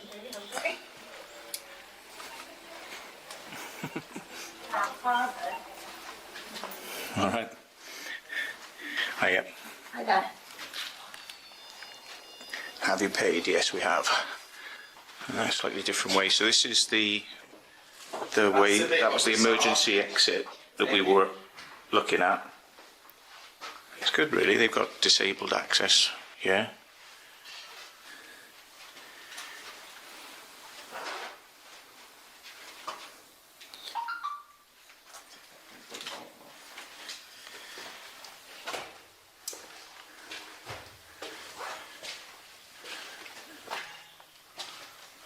So this is an emergency escape door then. Comes out of a different bit. I don't think we came out of this way when I was here last time. You had to come out of the main entrance. So this has been opened back up then. Yeah, it was probably all opened up first and we've replaced the Yeah. walls. I don't remember seeing this last time I was here. So yeah, it has changed because they didn't have a canteen. And they didn't have this doorway, I don't believe. Unless I'm mistaken. But, wow, you wouldn't even know that was there. That's amazing, isn't it? That's amazing. You wouldn't really know that was there. Look at it. Amazing. Wow. Wow. That is nuts. The whole thing about this being very stealthy is it is crazy what you're looking at.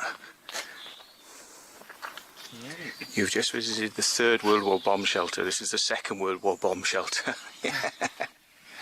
Came with a price tag of £7, which would be £390 in today's money. And it was. You'd sit in that? Yeah, but people used to build these out their back gardens. They used to dig a hole in the ground, and then they put one of these in there, and they'd have steps down into their garden, into these things. Anderson shelters, yeah. Yeah, but would they even do that? I won't trust that with a bomb. Well, no, the thing is, you're hoping you don't get a direct hit. If you got a direct hit on top of you, you're going to die. But the whole thing is, because you're under the ground, if your house over here gets hit by a bomb, fragments will just fly over the top. It's not designed for direct hits, because you'd only be like about 5 foot. You know, you dig a 5-foot hole out your back garden. I mean, it wasn't like those air raid shelters that you get with the ones we've been in, where you go down steps. Those are professionally made. These are just in people's back gardens. So these were like made by amateurs, yeah, DIYers. Well, sort of, yeah. A lot of people had them out their back garden. I've been in people's air raid shelters out their back gardens. It's a lot of them out there. Yeah, but are they like just like that? They're not like massive ones, like no, big bunkers. Just enough for you and your kids. And you go out there when the air raid sirens go off. You go out there, and when you hear that the siren for all clear, and you hear that the bombs are stopped blasting, then you go back indoors. You'd only be out there for like half an hour or an hour. Why not just build like a big military style bunker under your house? That'd be like. Could you imagine? Yeah, so now come and visit Norpar Flowers and Country Gift Shop, set in a farmyard. I'm not much into me flowers. Which way is the main way back then? That's the car park is behind us. There's quite a few cars here, isn't it? Yeah, it's because they're for sale. What? Is it for sale? Yeah, look. All of them's got like stickers on saying for sale. Really? Yeah. Oh yeah, 3,500. Bloody hell! It's had a bit of a beating though. I don't know if I'd pay 3,500 for that. But fair play. This one's got all sorts of weird and wonderful lights stuck on the back of it, which I don't think are exactly legal. But look, it doesn't even latch shut properly. These are the legal lights. You've got to have these ones on the back of the vehicle, but for some reason they've also got ones up there on the top of the vehicle. And then they've just got like a normal deadlock holding the boot shut. Oh, or a padlock. Yeah. Oh my god. Oh my god. Does it go through MOT like that? Would it happen? Well, it might be not for use on the road. It might be just for use up here, perhaps. You can use it off-road any way you like then. I think we've got to go this way for the car park. So what's down there then? That's the entrance to something. That's the entrance. And this is to the car park. That makes me laugh, does that? So do you want to go past the main way again, or we've seen the front, haven't we? Yeah. I think we've seen enough there.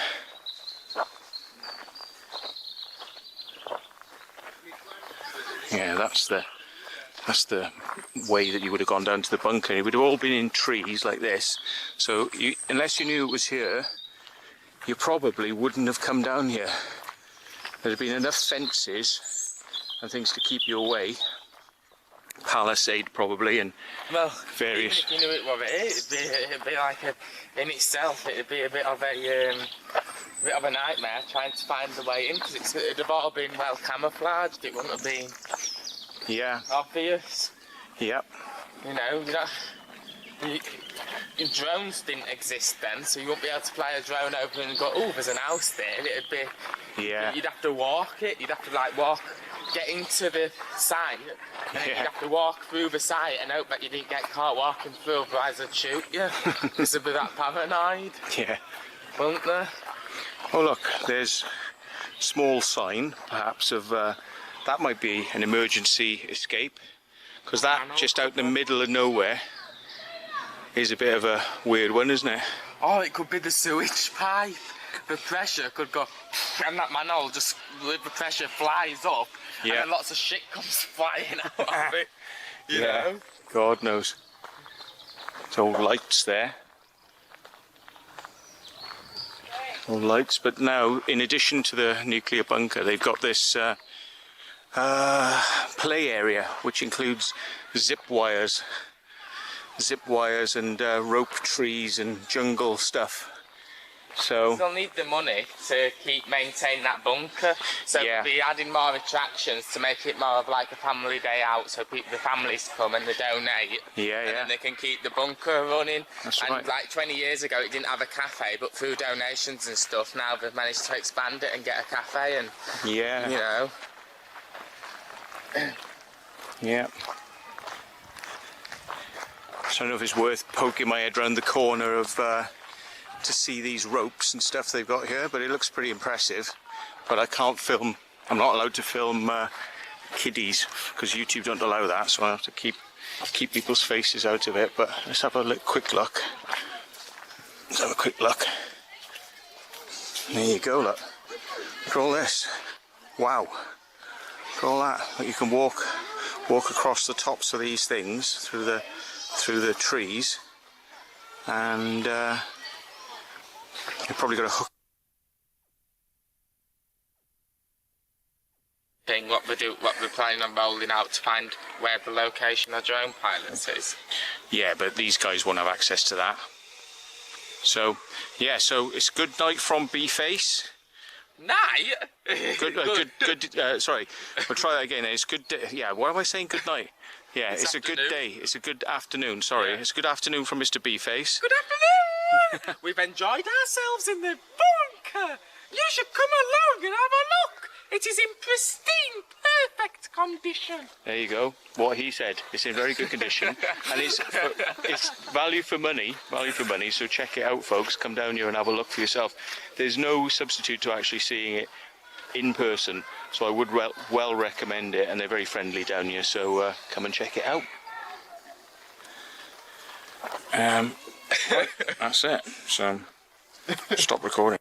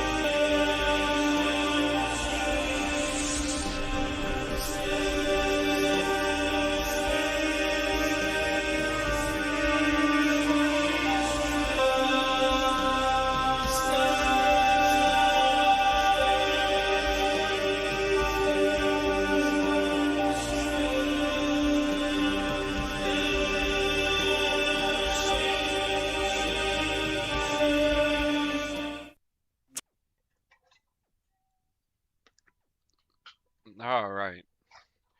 Up now is the last Nazi secret, the 9,000 French deportees identified. Here we go.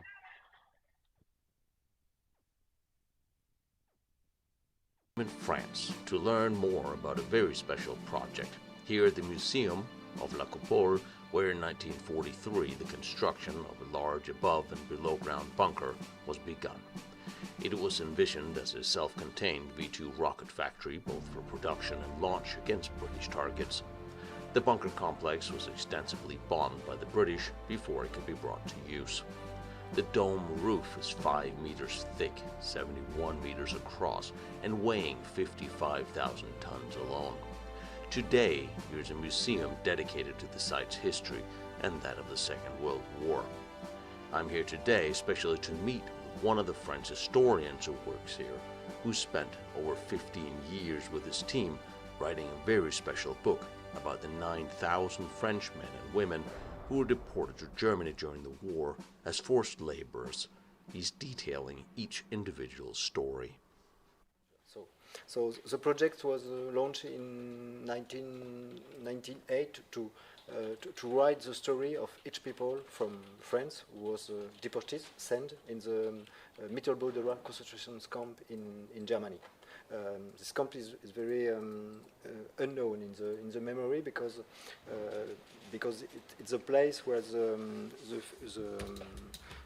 missiles V2 was produced by these deportees in very terrible conditions. A lot dies, and so this missiles was sent from this place, from La Coupole. So these are all the 9,000 concentration camp prisoners. You documented all of the ones from France. Yes, and all of their stories. We write with a lot of archive documentation everywhere in France, in Germany, in Belgium, to write all the story and explain why these people, where do they come from, what was their employment, their family, and to write why was they arrested in France and sent to Germany.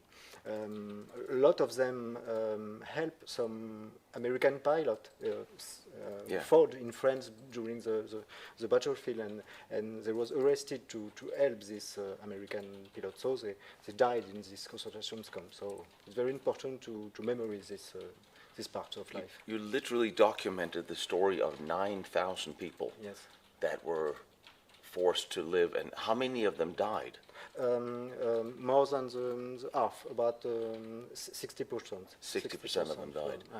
How did you get involved in this? How did this start? This is an engagement, you say, engagement, memorial engagement in front of the family and the survivor of this camp, who was a lot in the end of the 90s.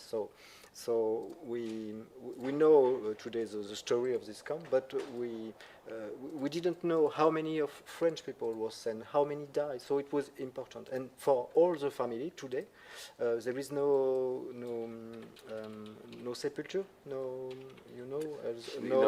nobody where you can do the memory. The ones who died just disappeared. Yeah, because it disappears. It was burned in the crematoire in the camp, So it's important for the family. It's really like a monument. This book is very monument, Yes. Well, the name of their grandfather, their brother, their husband is right. So it was very important. But it was very important to understand again the SS administrations of all these systems of concentration camp, because it's one camp, but it's also 40 commando other camp who was working for the fusée. So it's very interesting to understand this mechanic.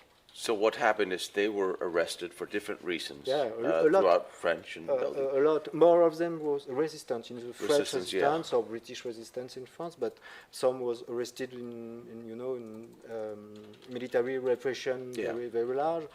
Some was Yod, some was Zeganer. It's interesting when you say resistance that they were sent to labor camps, because I think most people thought they were just outright shot. No, a lot, about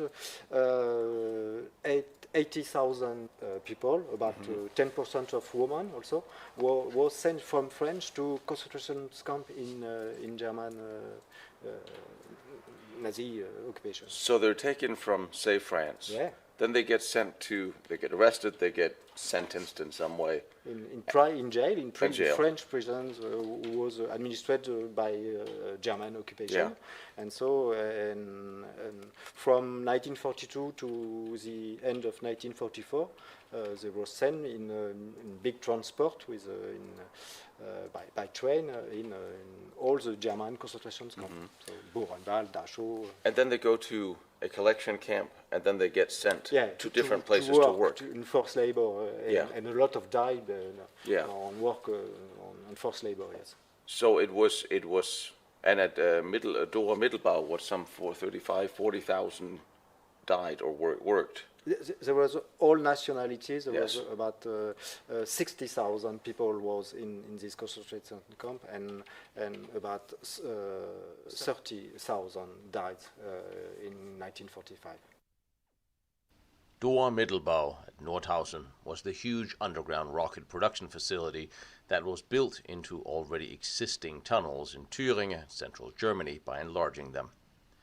It was after the British bombing of Peenemünde that it was clear to the German leadership that the production of V-1, V-2, and eventually jet aircrafts needed to be moved into secure underground facilities. To oversee the creation and operations of this new facility, Albert Speer, Heinrich Himmler, and Karl Sauer agreed on the foundation of Mittelwerk GmbH. The company was founded on October 19, 1943, to run the Mittelbau-Dor complex. Of course, Hans Kammler was on the board, as was Gerhard Degenkolb, the former head of the Commerzbank, and Albin Swatsky, who headed up the production of the Tiger tank. He was appointed to run the plant. The first 107 prisoners arrived here from Buchenwald. They were tasked with constructing the actual camp. Soon after, another 1,223 arrived to enlarge the actual tunnel system. Until the end of the war, larger amounts of prisoners and forced laborers from all over occupied Europe arrived here to work on the tunnels and the rockets. Many of them did not survive the ordeal. Towards the end of the war, in face of liberation, those capable of walking were sent to other camps. Many did not survive this journey. And on April 3rd, the camp and town of Nordhausen was bombed extensively by British bombers for 2 days, and several thousand more prisoners died, as well as 9,000 inhabitants of the town. The U.S. Army arrived to liberate the camp on April 11, 1945. 400 was set in Peenemünde in first, where there was a forced labor to assembly, to produce the missiles, V2. Yeah. But after the bombing of the Peenemünde place by the ARF, all these deportees was transferred to Mittelbau-Dor concentration camp, was created after this bombing by the ARF on Peenemünde. It's a consequence of the bombing on Peenemünde. Yeah. The SS had to find a new site protect from the bombing, so they go to Jora, and Jora is underground. Yes. It's two tunnels, Yes. each about 2 kilometers longer, and so the first deportees had to work in this tunnel in very bad condition, because there was nothing, no water, no barracks to put them. They had to live all the time in the tunnels. Very dramatic condition. A lot of times. The life expectancy was what, 3 weeks or something? Something for men who was 20 of age and in very good condition. Some was military from French army. And they died in 3 weeks. Yes. And you printed 9,000 books. Yes. To give one of them to each one of the surviving families. It's very important to tell the engagement about how editor is a French Cherche Midi editor. It's a big home of edition in France, in Paris, and so the director wanted to sell it. This book it's normal, but he also produced 9,000 of this book. They all have a number 1 to 9,000 for 9,000 deportees, and today we identify all the family of this man, and we give one exemplar to this family. So we invite this family here at La Coupole in north of France, and we can explain how we work, how we write the story, and we give them the book. So how many of the 9,000 families have you found? Now we look for the family about since 1 year. Some genealogists help us, always volunteers. It's important to say it. And now we have 1,300 family we are in contact. So there is again a lot of work, but it's very important. So we do a lot of communication in press, in all weekend. So it's very important to talk about it. I was recruited from La Coupole because I'm historian, specialist on history of deportations from France. So I engage in this project and I work on it about 15 years. Oswald Pohl was a dyed-in-the-wool administrator. He studied law and served in the Navy before being recommended to Hitler by Admiral Canaris. Now, putting his 20-year some plus years of administration experience into action, he managed to successfully standardize the SS accounting operations. Pohl was appointed chief of the administrative department in the staff of the Reichsführer himself. He was early to recognize the economic potential of forced labor. Although Himmler's initial concept of the camp system, such as Dachau, was that of rehabilitation of political and criminal prisoners, in the 30s Dachau was considered the model of modern correctional facilities. Violence was under no circumstances allowed against the prisoners then. However, as the war progressed, that would soon change. In 1938, Pohl, who at this time was already administrative chief of the SS Hauptamt, accompanied Himmler to a small town of Mauthausen. It was then decided that the SS-operated German Earth and Stoneworks Corporation should begin extracting granite using concentration camp prisoners as laborers. Administrative and financial authority for the camps was transferred to Pohl by 1938. Mauthausen became one of the most profitable concentration camps for Nazi Germany, with more than 11 million Reichsmarks in profit in 1944 alone. In June 1939, Himmler stated that the supervision of the economic matters of these institutions, concentration camps, and their application to work is the responsibility of SS Gruppenführer Pohl. Later, Himmler consolidated all of these offices for which Pohl was responsible into one, creating the SS Main Economics and Administration Office, Wirtschafts- und Verwaltungshauptamt. Pohl's appointment then strengthened his position greatly. Behind Heinrich Himmler and Reinhard Heydrich, he eventually became the third most powerful figure in the SS. He was now in charge of the entire administration and supply for the SS. He controlled 20 concentration camps and 165 labor camps. He was in charge of all SS economic enterprises as well. Because I always said the SS was run like a business. Yeah.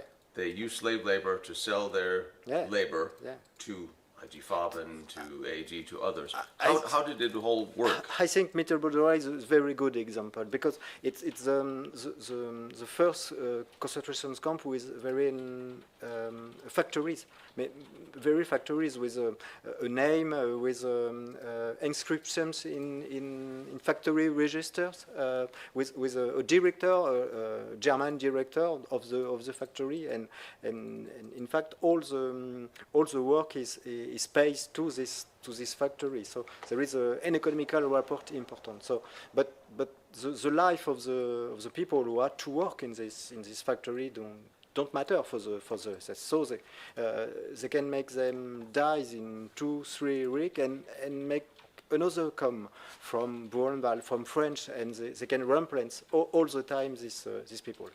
You can literally say that a part of the German economy ran on slave labor. Yeah, all. That the SS still made money from because they rented out the slave labor to the big businesses. Yes, all the industry productions in Germany from the middle of 1942 use the forced labors mostly from the east of the area, but also from France, from Belgium, from all the country, and they have politics programs to send people who can work from France, from Belgium, and they go in this concentration camp to produce military development, petrol for the army, and plane for the army. And as Germany was having to deploy more and more people to the fronts as the war was going worse, they had to use more and more prisoners of war, more and more deportations, forced laborers from all over the occupied countries. Because a lot of German soldiers was dying, so you have to replace them, so they couldn't work in Germany. So. And these are the now 9,000. These are the 9,000 that came from France And Belgium as well, or just France? Only from France, but there are about 700 of strangers who was arrested in France. So you have I think you have one American, you have English, you have Poland, Belgium, a lot, more than 20 nationalities you can find. So it's very interesting to talk about why these people was in France during the occupation. Why German arrested German people in France and sent them in concentration camp. There's a lot of story you can use and you can work. You can explain to new generations. It's also a book written by teacher and for teachers to explain and to understand all the periods, the occupation and the deportation. The concentration camp system, you are not in the regulations of the conventions of Geneva or other. People disappear without the laws. Their name, they only become a number in this camp. So they have a number, but you have to know that the administration, the SS administration, is very. We have a lot of documentation because for the SS it was very important to know who was the deportees, where he was, when he dies. Because for the security, if there is some escape, you need to find them where they go. But also for the economic project, it was very important to know the professions of each, so you can send them when you need people. It's very important. So we have a lot of documentation. The SS was project a lot of documentation. I can show you original SS list from French people we used to identify the French people. Only 1 minute. I have to find it. These are all your original documents. It's only one example, but I can show you. This is original list from the sub-camp of Mittelbau-Dora. Camp name code was Eric. It was Elrich Commando. So you see Waffen-SS, 31 of March 1945. And on all this page, you have each day from the beginning of the story of this camp. About 8,000 people was forced labor, and about 85% died. And so they had to work hardly in underground, in tunnels, to prepare the installations of factories. So in this document, each day we know how many there are, how many escape, how many die, the name of them who died, how many homosexuals in the camp, how many road Spaniards, it was a communist, Spanish communist, Juden, asocial, and you have also the nationality each day. And we are a few days before the end of the war. So they continue to produce this slice with the name. Here you have the name of the people who die in the day of the list, and you have this document for each day from May 1944 to the end of March 1945. And expressing his sentiments regarding the use of prisoners for labor in a memo, Pohl wrote, SS industries have the task to organize a more businesslike, this more productive execution of punishment and adjust it to an overall development of the Reich. Pohl paradoxically complained about the deaths of some 70,000 out of 136,000 new concentration camp inmates between June and November 1942, insisting that these deaths were impeding the productive output at the camp's armament factories. In a letter to camp commanders, Pohl called for the improvement of quality of life for the inmates. He wrote, "We must attend to the prisoners' well-being, not out of a false sense of sentimentality, but because we need them with their arms and legs, for they must help the German people to achieve a great victory." End quote. Some historians have noted that Pohl's men prided themselves as modern administrators, and often clashed with prison guards who undermined productivity by beating or killing the prisoners. Yet it was Poole himself who denied increased rations to those performing hard labor in the quarries. Poole worked in tandem with Albert Speer for arms production for the Reich. Satellite camps, which leased out concentration camp laborers, spread as a result of the collaboration between the industrialists and the SS, due in part to both Poole's and Speer's arrangements. Concentration camp inmates were not supposed to be leased out on orders from Himmler, an order Poole ignored as he considered it impractical. By the summer of 1944, control of the concentration camps were removed from Poole's WVHA, and control and executive power was instead handed over to local SS officers, which according to Poole occurred for operational reasons. However, it must now be clear that there was such a vast amount of camps with various categories of laborers, and due in part to the individual conduct of individual camp commanders and even guards, the treatments of prisoners would vary greatly. And given the directive in 1944, as the Russians approaching the Reich's borders, the bombing of rail and transport and medical facilities, and a failing harvest, it is almost inevitable that the last resources, if they could be found at all, would be those allocated to the labor and concentration camps. And now with the prisoners being evacuated from the eastern camps, it would soon become a further humanitarian nightmare.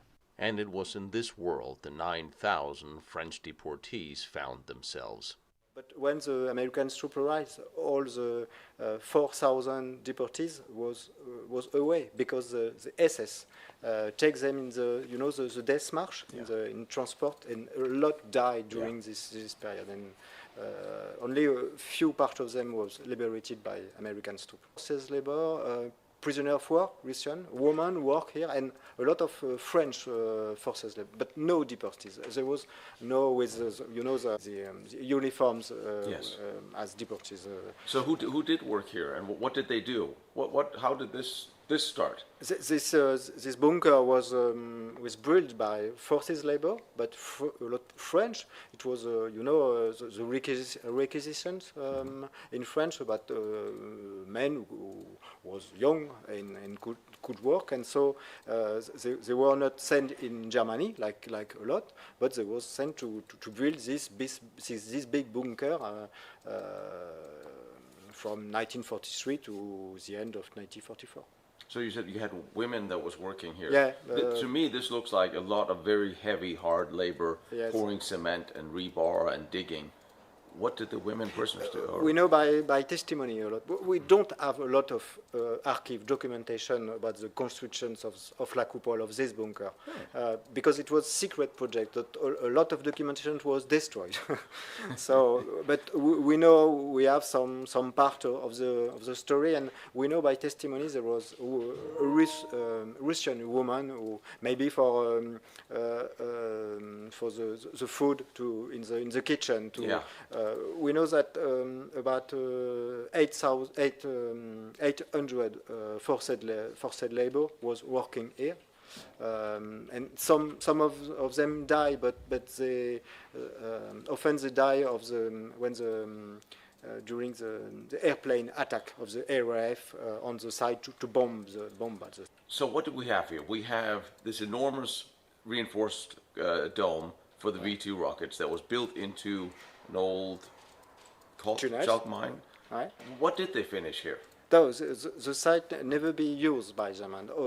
Never V2 missile was launched from here. But the German troops had to go away on July, August 1944 before they could finish the bunker. They were planning on thousands of square meters of underground tunnels, and how much did they manage to finish? A few weeks. They need to finish about 1,500 meters of tunnels was in place. We can see it, and this big dome protects this coupole, protects where the Germans should prepare the missile before they launch on London. Yes, because none of the bombs came through the roof. They were all destroying the launch sides. Yes, but they never destroy the bunker. A lot of projects was launched in 1944 and they never could finish, so a lot of people die for nothing. And a lot of them were secret, so we don't know what they really were doing. We could say about in all them dies and never come back in France. We know that 1,300 disappear. We can't say today where they die exactly, the date or the place where they die. And we always hear of the big camps. We hear of Auschwitz and Dora Mittelbau, and we hear of the big camps. But there are thousands of smaller satellite camps. Only for the Mittelbau-Dora concentration camps, there is 40 small camps who depend administratively of Mittelbau-Dora. So these people, when the factory in Dora is producing the V2 missiles, they were sent in new camp around Dora to engage to work on new projects. A lot of them is to prepare new factory underground, in tunnels, in gallery, and so they die in very bad condition for the last years of the war. We're looking at a Germany that at this point has been bombed out everywhere, everything, food, transportation, medical, just for their own. So of course the prisoners in camps were not the highest priority when it comes to food and medicine, obviously. So when they were in such bad shape that when they were finally liberated, they still the Allies couldn't save their lives in time. No, and a lot of them died. A lot died after the liberation in Bergen-Belsen. It's very important. We know that after the liberation of Bergen-Belsen, about 19,000 people died after the British liberated the camp. So and a lot disappeared because there was so much dying. They could write the name before they had to burn the people. So 19,000 disappeared after the liberation. That's just terrifying to think. That's the ultimate tragedy of having been liberated and still. Some of them could write to their family, I am liberated, I'm going to come back in France, and after disappear, and never knew. Yeah. So what are the family reactions when you started this? And they're very impressioned by because they learn a lot of things about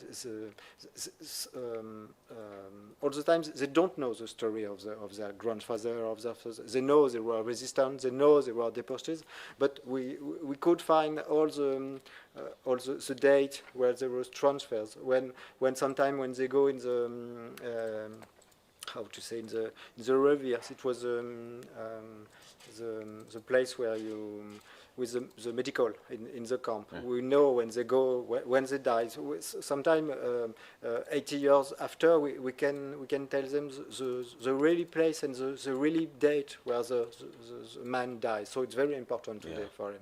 And very important that with this book they can translate to their children. It's very important. Yes, today. it is. I could write the story of a man with his name is Abel Tyran. So he was resistant, French resistant. He was sent to Mittelbau-Dora, and during the death march, he finished to arrive in Bergen-Belsen concentration camp, you know. And his son was convinced. He was sure that his father died on the before the liberation of Bergen-Belsen by the English troops, you know, and he learned to his children this story and say, your grandfather never sees the liberation. And with the documentation aujourd'hui, with the archive, with the research, we could prove to this man that his father was died 2 days after the liberation. So he could understand that his father sees the liberation. What he was fighting in French to liberate, to liberate his family and his country, he could see the liberator in Bergen-Belsen. It changed a lot his life. It's very important. De Chanteloup, it's French resistance. His story is in the book, and he could recognize on the picture. It's him. So he came here and he's it's crazy. And this photo is really famous photo that. And a lot of them are French deportees. Their story is in the book we could show. And this man, it's me. I am. He was Léon Navarro. It was a French student from the University of Clermont-Ferrand. He was resistant and he was sent in Mittelbau concentration camp. And at the end of the 19th, he recognized on this photo. And he explained how it showed, because some article after the publication of this photo say it's a resistance. He want to show he don't agree, so he turned the face. But he said no, we were afraid, and this is the photograph who asked me to turn the face and look in front of. Could they write home? Could they write letters when they were in the camps? Yes, there was a lot, but they had to pay the stamp. They had to pay the stamp, and the letter had to be right in German, and there was, how to say in English, censorship. Yeah, of course, yeah. So they could say anything, and they couldn't write after the French was liberated. So after the end of August 1944, there is no news for family. So okay, how did they get money for stamps? Was there camp money? Yes, there is a money system in the concentration camps. They can have money. You have Mittelbau money, so they can buy the stamp to write in French. But there is nothing to buy in fact in the camp. So they were issued a little bit of money every day for work. But not all. Only the specialists who work well. This is your enormous book. Yeah, it's not mine. It's a collective project. So. But if it hadn't been for you, it may not have happened. Yeah, maybe. Maybe. You got to take a little modesty. This is a really special project. This drawing was made in the concentration camp by a French resistant whose name was Léon Delame, and we are in contact with the family of the three. Even with the young, it was Jacques Claire, the young boy. So we invite the family here for the next big ceremony is here in La Coupole in September. And all of this was volunteers. We have to say that the book is sold in library in of course, here, yeah. But all the money is given to a foundation, a French foundation in Paris, who foundation for the memory of deportation, who work on memory of all deportees, and do projects with education, with school to talk and to remember this memory. So nobody wins money on this book. And I think that is so important to stress that good deeds are done by volunteers who wants to preserve history. Also here in La Coupole, we have all the archive from the associations who was created just in 1945 with the survivor and to help the family. So a lot of letters was write from the family on this association in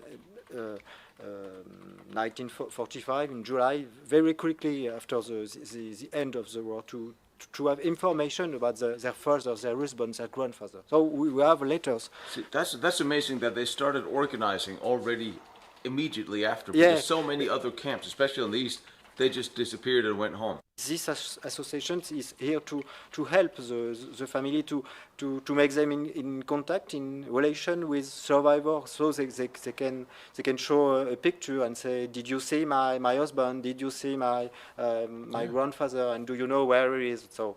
Are there any of them still alive today? Yeah, we are in contact with about 15 already alive. So they all have more than 90, 95, but we could go to see them, to give them the book where is their story. Oh, that's nice. And also they could find the story of their friends. Maybe a lot of their friends died, so they could see the pictures, the photography of them, and could find. So we go to meet them and to how to say to record their testimony. We ask ask questions. So it's very important for us to give this memory, to conserve this memory. You've only identified 1,300 families so far, and that means there are thousands of families out there that may have moved somewhere else in the world. Right. And since I know there's a lot of you guys that have a deep interest in this, and a lot of you have families in this, that may have lived in France or in Europe and have disappeared during the war or ended up in camps coming through France. Yeah.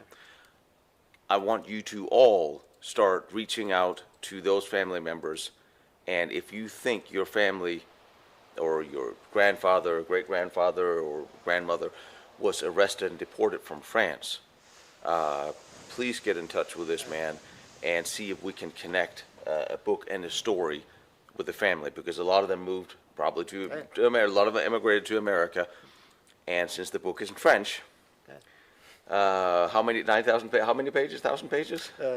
2,600. So it's 26 millions of signs. So it'll be a little while before it gets translated. Yeah. But if you have a family member that you think might be in this book, I think we can translate that section pretty quickly if we have to. And I want you all to ask around and look at some of the older members of family, see where they were, and if they were here, get in touch with that man and connect the dots.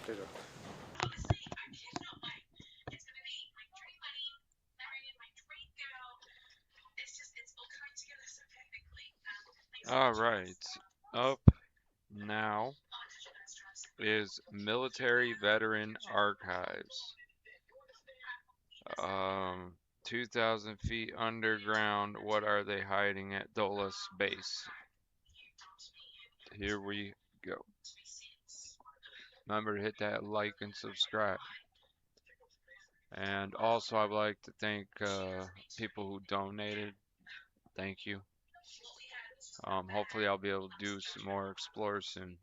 But yeah, till then, let's get back to the video.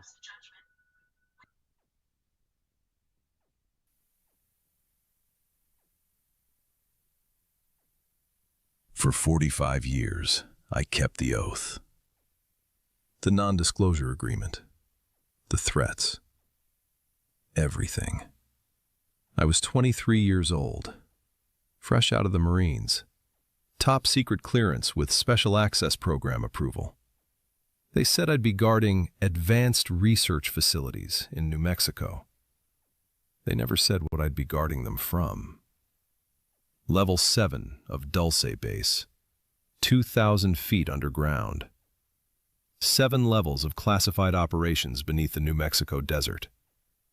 And on August 15th, 1979, during my first week on Level 7 night shift, I saw something in Corridor D that shouldn't exist.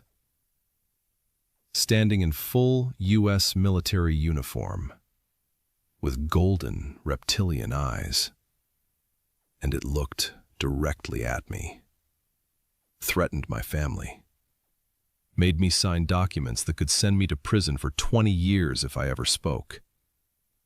But I'm 68 years old now, and before I die, the truth needs to survive. My name is Thomas Crawford, Staff Sergeant, United States Marine Corps, honorably discharged, 1978. 4 years active duty, Embassy Security Detachment, rifle expert, top secret /SCI clearance. After my discharge, I applied for government contract security work. Private military contractors were expanding in the late 70s. Good pay, better than anything I could get civilian side with just a high school diploma and Marine Corps training. They handled security for sensitive government facilities, nuclear power plants, Department of Energy sites, research laboratories. The interview was 3 hours long. Background check took 6 weeks. They pulled my Marine Corps records, interviewed my former commanding officers, ran a polygraph, asked questions about my family, my finances, my political views, whether I'd ever used drugs. In September 1978, I got the call. Job offer, Facility Security Officer. Location, Northwestern New Mexico. Salary, $42,000 per year.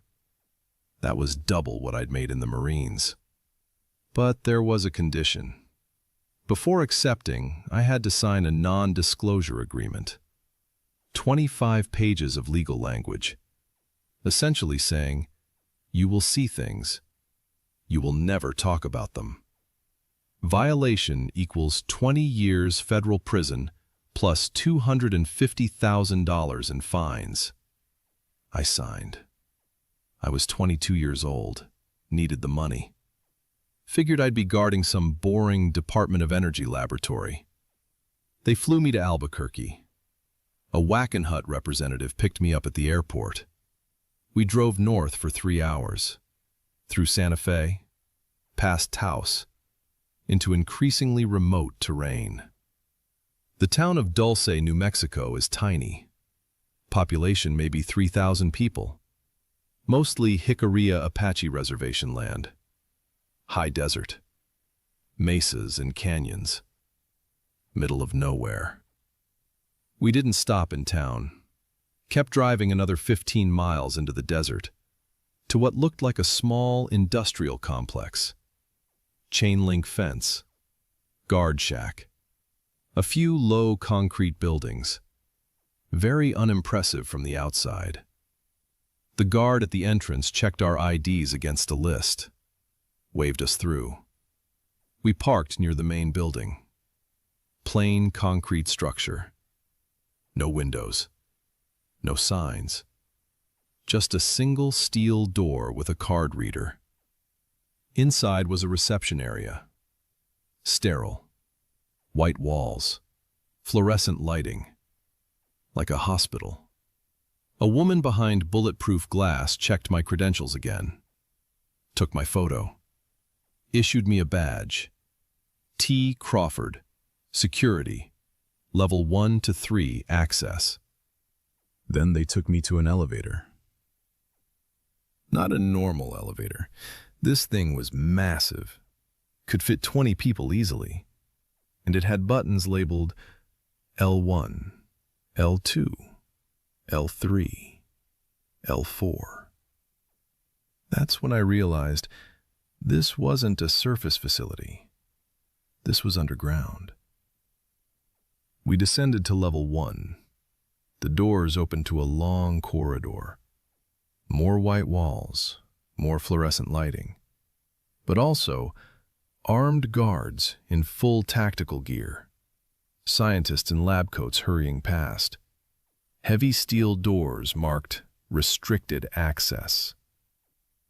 My orientation took 2 weeks. They explained the facility's structure.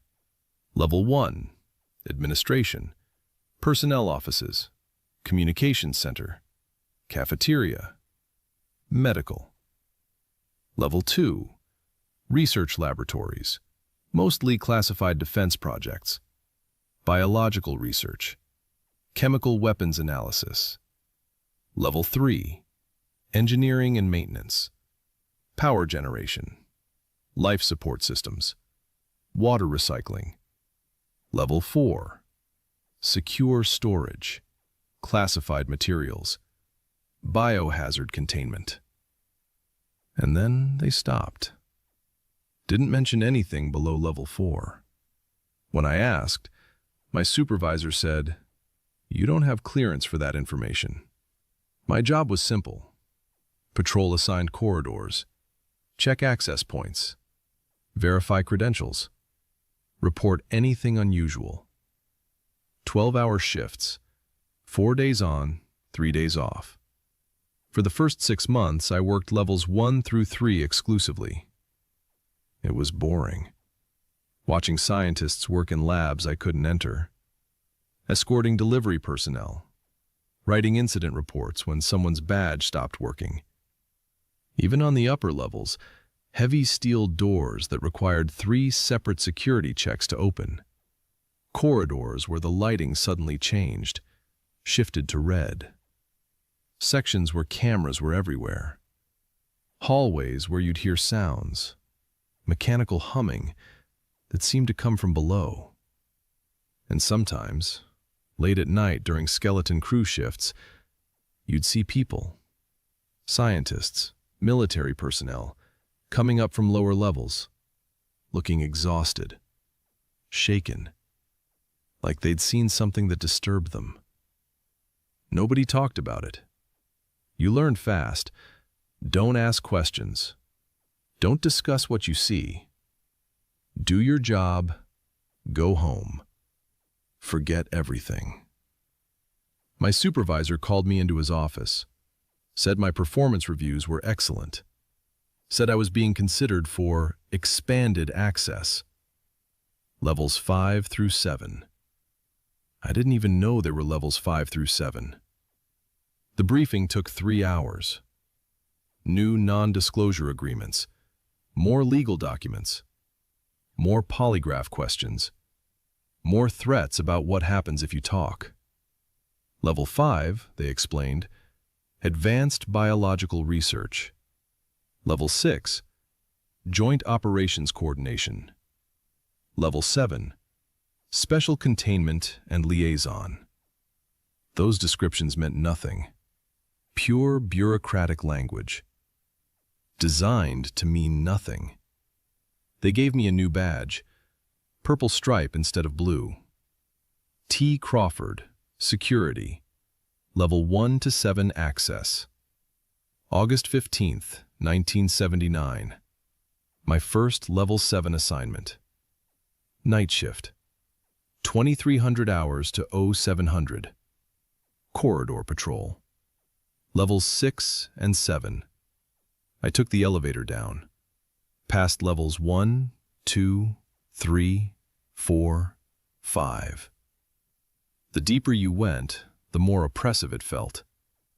Pressure in your ears, air getting thicker, knowing you're 2,000 feet underground, 2,000 feet of rock between you and the surface. The elevator stopped at level 6. Doors opened. I stepped out into something completely different. The walls weren't white anymore.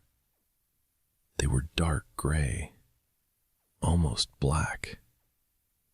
The lighting was different too. Softer, more amber than fluorescent. And the corridors were massive. I met my partner for the shift, a guy named Rodriguez. Been working level 6 for 2 years. He gave me the tour. Level 6 was mostly offices, conference rooms, but also something they called liaison suites. Rooms with sophisticated translation equipment, multiple languages, technical specifications I didn't understand. Rodriguez told me, sometimes you'll see people down here who don't look right. Don't stare. Don't ask questions. Just do your job. I asked what he meant by don't look right. He just shook his head. You'll know when you see it. We continued the patrol to level 7. Rodriguez used his badge to access the elevator. We descended one more level. When those doors opened, I felt it immediately. The air was different. Cold, sterile, like walking into an operating room. The corridor stretched ahead maybe 200 feet. Dark gray walls, amber lighting, heavy steel doors every 30 feet on both sides, each one marked with alphanumeric codes, D-1, D-2, D-3. This is Corridor D. We patrol every 30 minutes. Check each door's electronic lock. Make sure the red lights are on. That means secured. If you see a green light, radio immediately. Never attempt to open a door on level 7. Never. We started the patrol, walking slowly down Corridor D, checking each door. Red light. Red light. Red light. Everything secured. but I could hear things through the thick steel doors. Mechanical sounds, humming, something that sounded like ventilation or breathing. And once, something that sounded like voices, but not human voices. We completed the first patrol, returned to the elevator. Rodriguez logged it in his notebook. 23:30 hours, corridor D, all secure. He said, "Okay, 30 minutes until next patrol. We wait here." He settled into a chair near the elevator, started reading a magazine. I couldn't relax. Something about level 7 felt wrong. The silence, the cold air, the sense that something was watching. At midnight, we did the second patrol. Same routine. Check doors. Red lights. Everything secure. 12:30 a.m. Third patrol. That's when it happened. Checking door D-7. Red light confirmed. I turned to continue toward D-8, and there was someone standing in the corridor, about 50 feet ahead of us, just standing there. Rodriguez froze, put his hand up, signaled to stop. The figure was tall, very tall, at least 7 feet, wearing what looked like a U.S. military uniform, olive drab, but the proportions were wrong. Too tall, too thin, shoulders broader than any human, arms longer, standing perfectly still, just watching us. Rodriguez whispered, "Don't move. Don't say anything." And then it tilted its head. Slight movement, studying us. And I saw its eyes. Golden, reptilian, vertical pupils, reflecting the amber light like a cat's eyes. But not cat eyes. Something alien. My heart was pounding so hard I thought I'd pass out. Every instinct screaming to run. But I couldn't move. Couldn't look away. It was staring directly at me. Time stopped. Could have been 5 seconds. Could have been 5 minutes. Just this 7-foot entity in a military uniform with golden reptilian eyes watching me. Then Rodriguez grabbed my arm, hard, started backing up, slowly, pulling me with him. We retreated 20 feet. The entity didn't follow, didn't move, just stood there. Rodriguez whispered, "Elevator, now." We walked backwards, never taking our eyes off it. 30 feet, 40 feet. Finally reached the elevator. Rodriguez jabbed the button. The entity still hadn't moved, still watching. Those golden eyes locked on us. The elevator doors opened. We stepped in. Rodriguez hit L6. Doors closing, closing. And just before they shut completely, I saw it tilt its head again, like it was amused. The elevator rose. Neither of us spoke. Rodriguez was shaking. So was I. Level 6. Doors opened. We stepped out.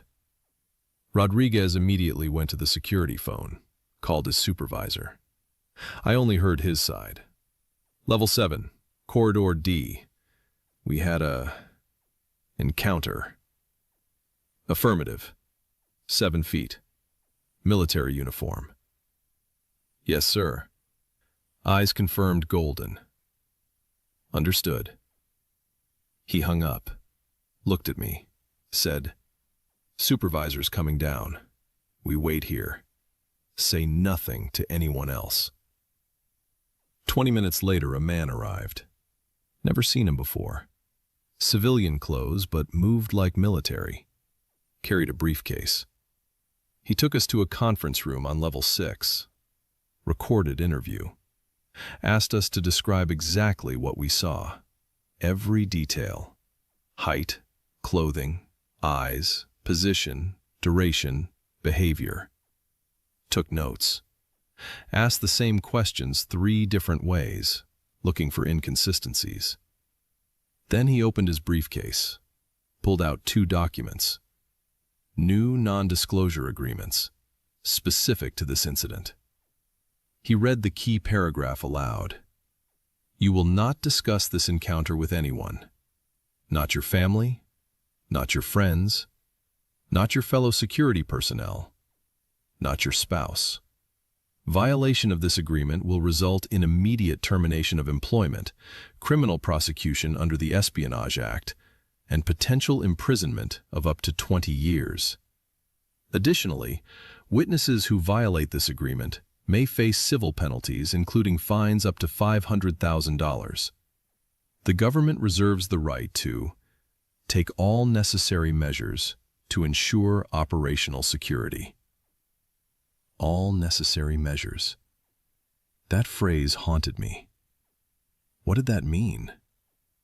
They'd come after my family? Make me disappear? I signed. So did Rodriguez. What choice did we have? The man collected the documents, then said, "You did the right thing reporting this. You followed protocol. This incident has been logged. You're being reassigned to levels 1 through 4 effective immediately. You will not return to levels 6 or 7. Your security clearance has been adjusted." Just like that. Removed from the deep levels. No explanation. No debriefing about what that thing was. Just pretend you never saw it. Never went below level 4 again. Never saw Rodriguez again either. Transferred within a week. Different facility. In 1982, I quit. Couldn't do it anymore. The nightmares, the paranoia, knowing what was 2,000 feet underground and being forced to pretend it didn't exist. I moved to Colorado, got a job in private security, shopping malls, office buildings, normal, boring security work. Married, had 2 kids, built a normal life. But I never forgot what I saw in Corridor D. Over the years, I heard rumors. Phil Schneider, former government geologist, gave public lectures in the 1990s about Dulce Base, claimed there was an underground war between humans and aliens. Firefight in 1979. 68 people dead. I don't know about any firefight. I was there in 79. Never heard about 68 deaths. But the entity? Level 7? The things Phil Schneider described? That part tracked with what I saw. Phil Schneider died in 1996. Official cause? Suicide. Found in his apartment, wrapped in catheter tubing. But people who knew him said Phil wasn't suicidal. He was murdered. And I thought, this is what happens. You talk, and you end up dead. So I stayed quiet. 45 years. Until 2023. Congressional UAP hearings. David Grush. Navy pilots. Pentagon finally admitting UFOs are real. Biological entities. Crash retrievals. Everything I saw. And I realized the truth is coming out. Piece by piece. Witness by witness. I'm 68 years old. I have grandchildren. I want them to know the truth. Not the government's version. Not the sanitized congressional hearings. The real truth. What I saw on level 7 of Dulce Base in 1979 wasn't human. It wasn't experimental technology. It wasn't a person in a costume. It was a 7-foot reptilian entity in a U.S. military uniform, with golden eyes, working with our government. 2,000 feet underground, in a facility most Americans don't even know exists. Joint operations? Technology exchange? Research? I was just security. I wasn't cleared for that information. But I know what I saw. And I know the government has been hiding this for decades. Maybe longer. This is my testimony. The testimony of a witness. A former Marine. A security professional. Someone who signed non-disclosure agreements and kept them for 45 years. But not anymore. The truth about Dulce Base. The truth about Level 7. The truth about what's really down there. If you want to hear more testimonies like this, real witness accounts from people who were actually there, subscribe to this channel. The disclosure is happening. Story by story. Witness by witness. They can't silence all of us. Not anymore. Not after 45 years. My name is Thomas Crawford, former U.S. Marine, security guard at Dulce Base. I saw what they don't want you to know. And today, I break my silence. And it's time everyone knew.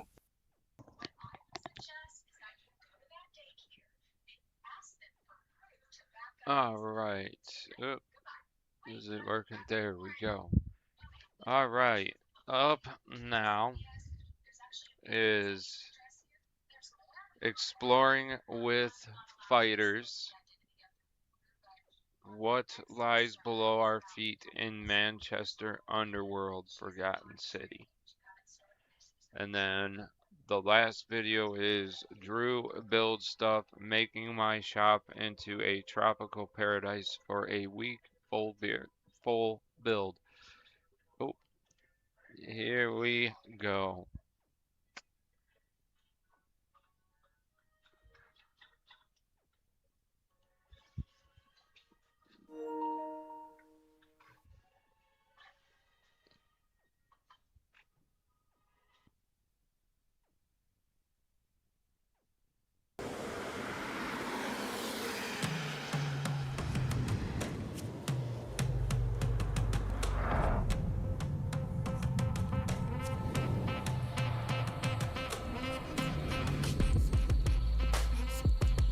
In this video, I'm taking this massive log and turning it into a fiery work of art, complete with its own outdoor furniture. And then I'm escaping the cold darkness of winter by turning my shop into a warm, sandy, tropical oasis.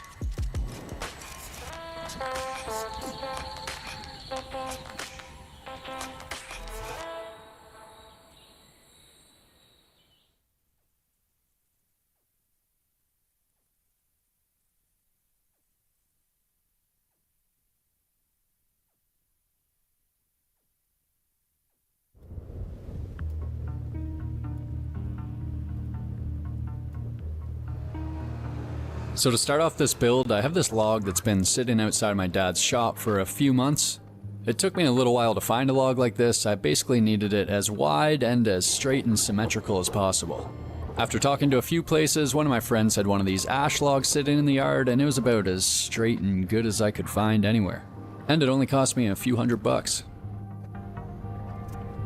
So I have to get this over to my shop, which is about a 10-minute drive by car away, so I'm just using some of the equipment my dad has sitting in the yard right now to juggle this over there.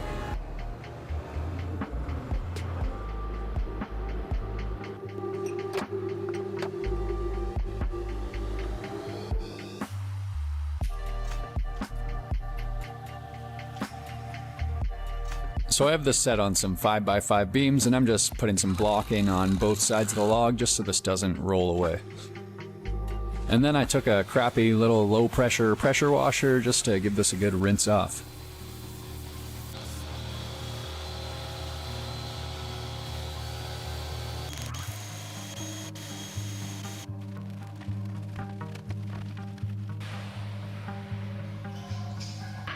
So after everything dried up, I took a 3-ton car jack and just jacked up the end of the log so that I could level the beams underneath.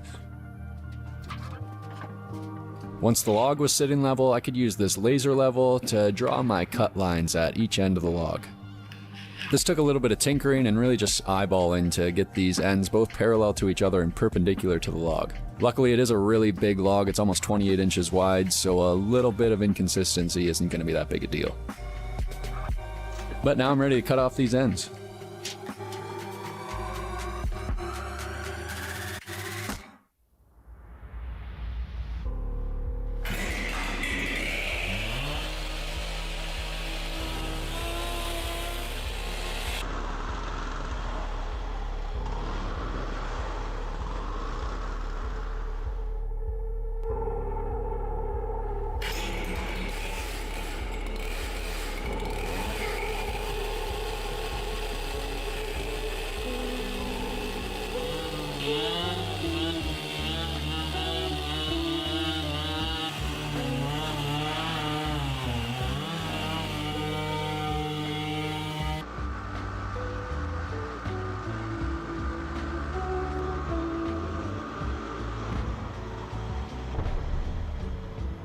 So I used a 32-inch chainsaw I borrowed from a friend to make the cut on both ends, and it cut through that log like butter. It also cut through other stuff like butter, like this beer can.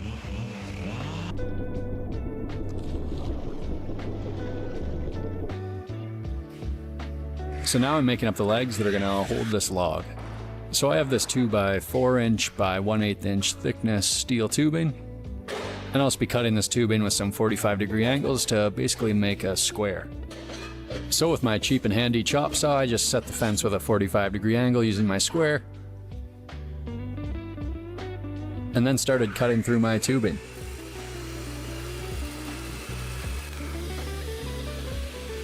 Also, this 14-inch blade wasn't quite big enough to cut through this tubing, so I just finished up the cut with an angle grinder.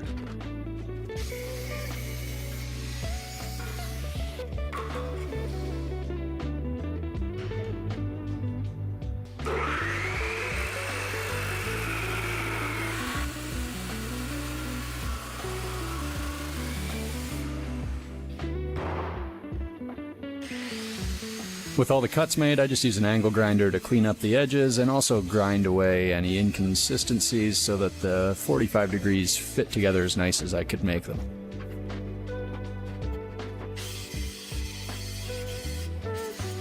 With a good rough fit, I got out my flux core welder, and this is just a really cheap welder I got on sale at Canadian Tire, and I've been using it for years. A lot of people think you need the best tools to build cool stuff, and that is absolutely not true. Almost every tool I have is some cheap bargain deal. So I used a welding magnet just to hold the corner square while I started welding.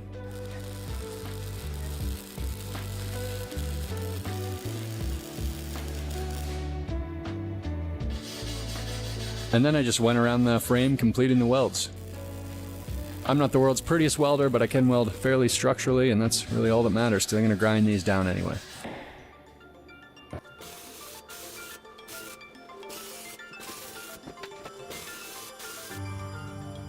So with one of my squares fully welded, I just got out a grinding disc for my angle grinder and just grinded these flush.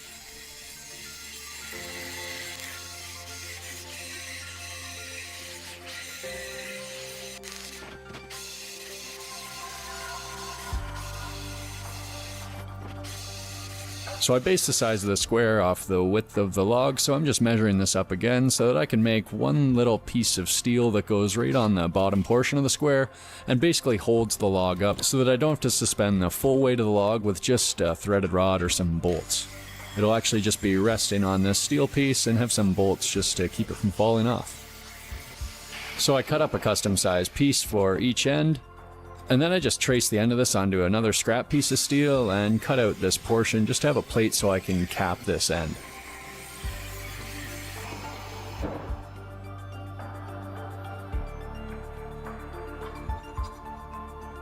So then I went ahead and welded that plate onto one end of the tubing.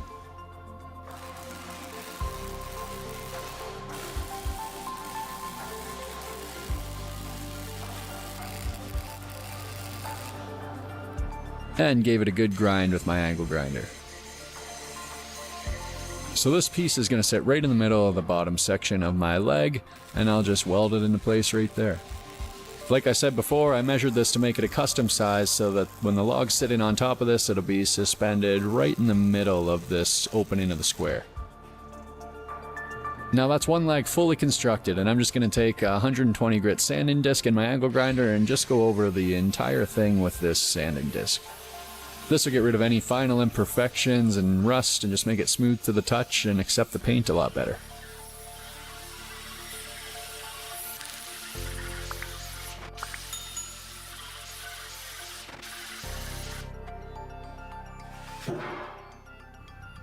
So now that I have one leg pretty much ready to go, I have to build another one the exact same.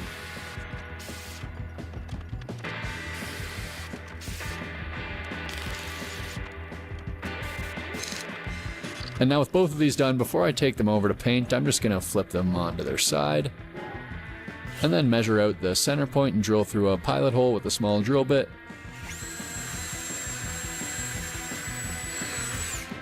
And then drill through with a 1/2 inch drill bit. I'm drilling these holes through both sides of the steel so that I can pass some bolts clean through here and use them to position the log. I have some big long galvanized bolts that I'm going to use for this, but we'll get to that in a second. First, it's time to paint these legs.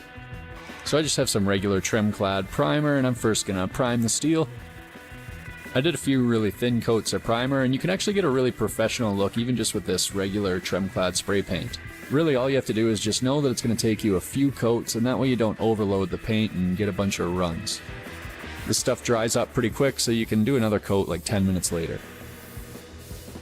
And with the primer fully done, I just have some semi-gloss black, and that's going to be my finished color.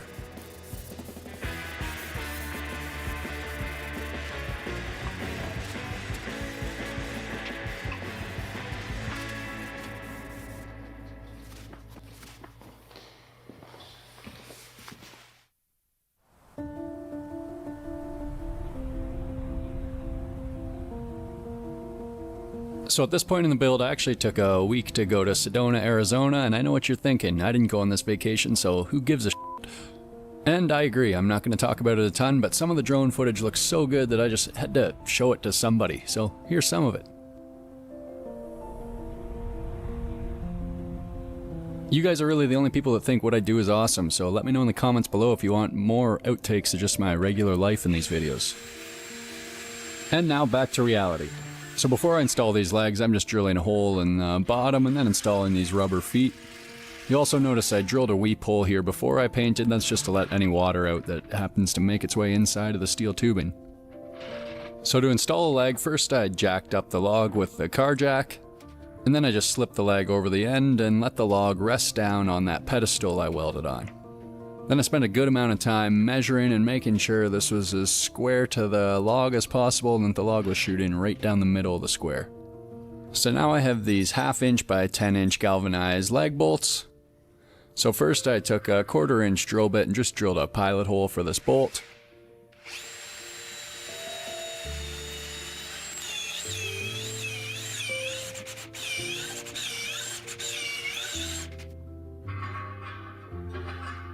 And then I started screwing in the bolt with my impact. This is one of the rare occurrences that this like 8-year-old $50 impact didn't have the torque that I needed it to, so I just finished this up with the hand wrench. And yeah, DeWalt and Milwaukee are better, I don't care. So that pedestal actually takes all the weight of this log, and then these bolts are really just to hold it in place so it doesn't fall off of that pedestal. My original idea was going to be to use threaded rod and pass a hole clean through the log and actually suspend it with the threaded rod, but I figured this pedestal and bolt method would be a lot easier and a lot less pressure on me to drill a perfectly straight 30-inch hole through a log.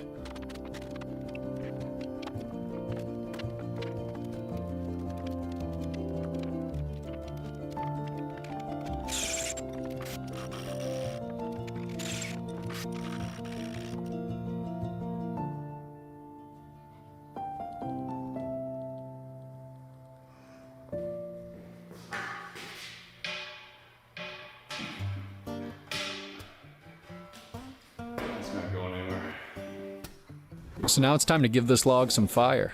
So I have this 60-inch by 8-inch propane fireplace insert that I'm going to carve into this log.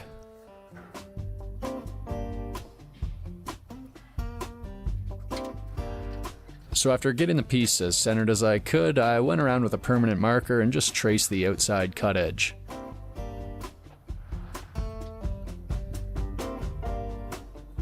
And then to cut this out, I'm going to use a bunch of passes with my 12-inch battery-powered chainsaw I got for Christmas.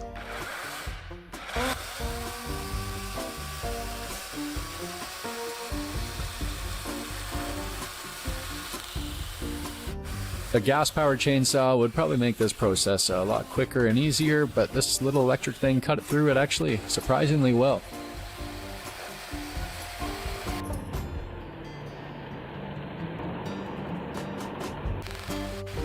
So the idea of this is I'm cutting this wood into a bunch of thin strips inside of that tracing, and after a couple passes I have these cuts a couple inches deep, and then I can come back with a hammer and chisel and start removing these pieces.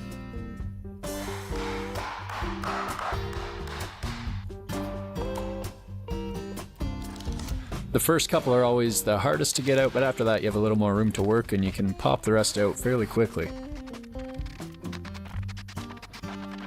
It's a pretty quick way to remove a lot of wood material in short order. Carving this whole thing out took probably a couple hours.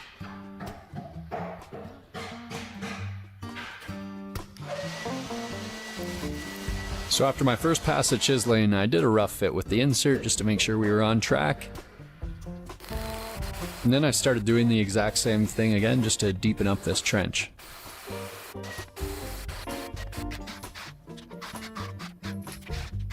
After 3 passes, I had this probably 4 inches deep, and that should be deep enough for the majority of this trench.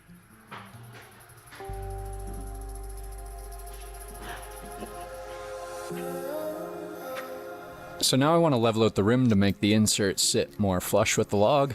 So I propped up this laser level, and then I'm just using a permanent marker to trace that line.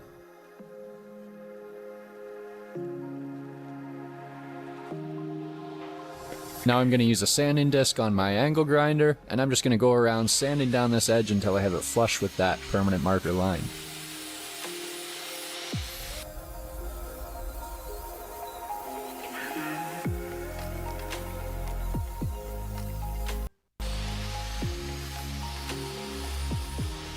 This was a pretty time-consuming process, and probably the messiest thing I've done since I routed out the LED lights in my lava table. This makes a really fine dust that got to every single corner of my shop.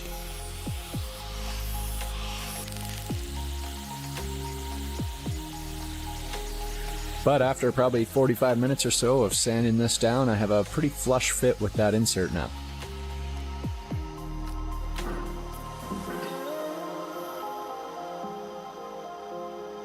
So now I want to install this control plate so that I can ignite the fire and control the propane flow right from this panel.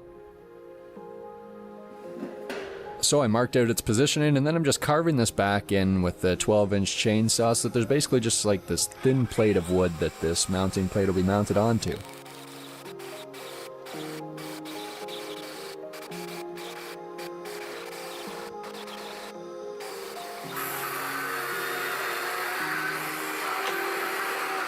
With that dug out, I just used a spade bit to blast through that wall where I needed to.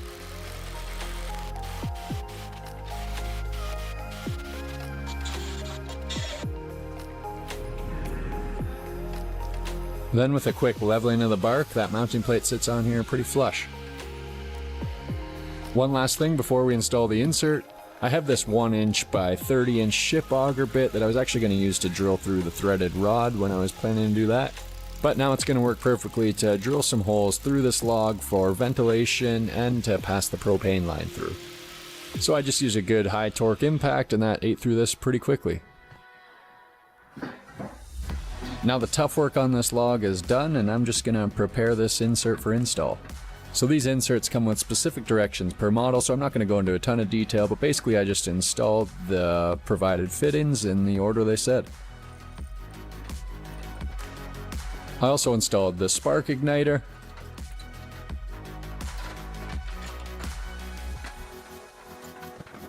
and then this grounding wire also has to be installed somewhere along the pan, so I just used one of the bolts of the spark igniter and bolted it on there. Then I can plug in the 2 wires from the igniter over to the button and install that in the mounting plate, and we have spark. Next I can install the propane flow control valve, so I just threaded that into its position in the mounting plate, and then this key will be used to control the flow. And basically one hose will be screwed in here that supplies the pan with propane after the valve, and the other side will get the supply hose straight from the propane tank. Now let's install that all inside the log.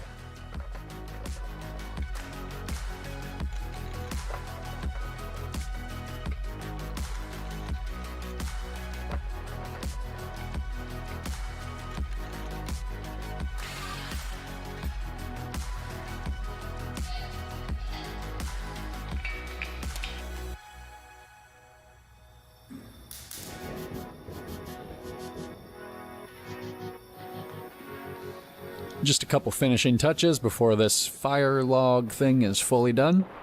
I used some leftover UV protection oil to oil up the ends and the top so they don't gray off so quickly, and it gives them a little more vibrance and life.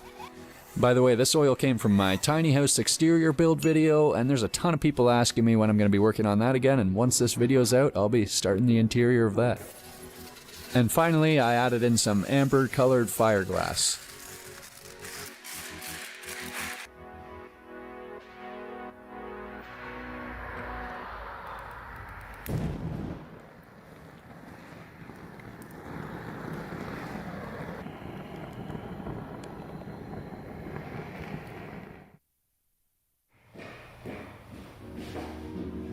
So now I'm going to be making a patio set to go with this table, and to start off I have these clear cedar 4x4s. And 4x4s are 3.5 inches, but I'm actually going to plane this down in width and bring it to about 3 inches just so that it doesn't look like a standard stockyard 4x4. Anybody that builds stuff knows the rough dimension of a 4x4 and a 2x4 just by eye. So if I plane it down to 3 inches, it's going to look a lot more like a custom piece of wood rather than just a 4x4. This is really just personal preference. You wouldn't have to plane these at all. You could just use the 4x4s as is if you wanted. But hey, you know me, I love doing extra work.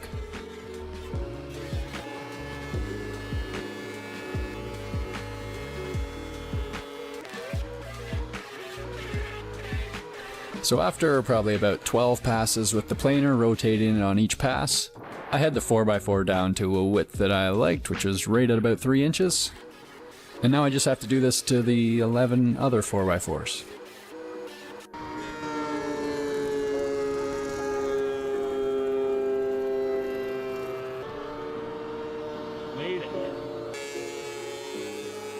So after about an hour and a half of planing, those are all planed up, and now I'm just taking a board and cutting a fresh end.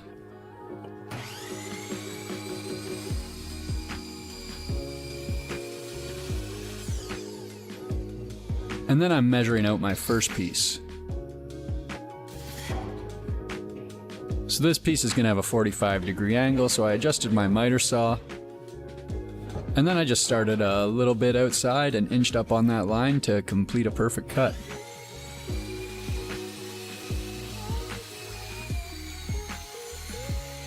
I also have a 60-tooth finish cut blade in my miter saw, and that's going to save me a lot of time for not having to sand or deal with any wood blowout. So, take the 30 seconds and change out your blade. I used to be worse than anybody for that. So now I have an 1/8 inch roundover bit in my palm router, and I'm just going to go around the 4 edges of these pieces.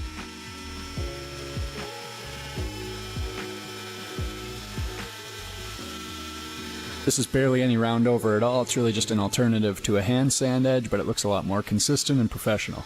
And it's quicker. So these first 3 pieces are going to connect together in this U shape. So to connect them, first I'm marking out some hole placement with my square. And then I'm using a 3/8 inch Forstner bit just to countersink these holes a 1/2 inch or so.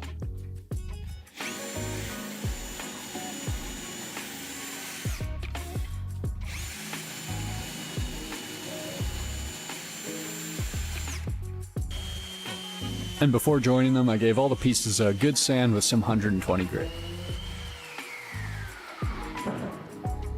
And now I can apply some weather-resistant wood glue to my first piece.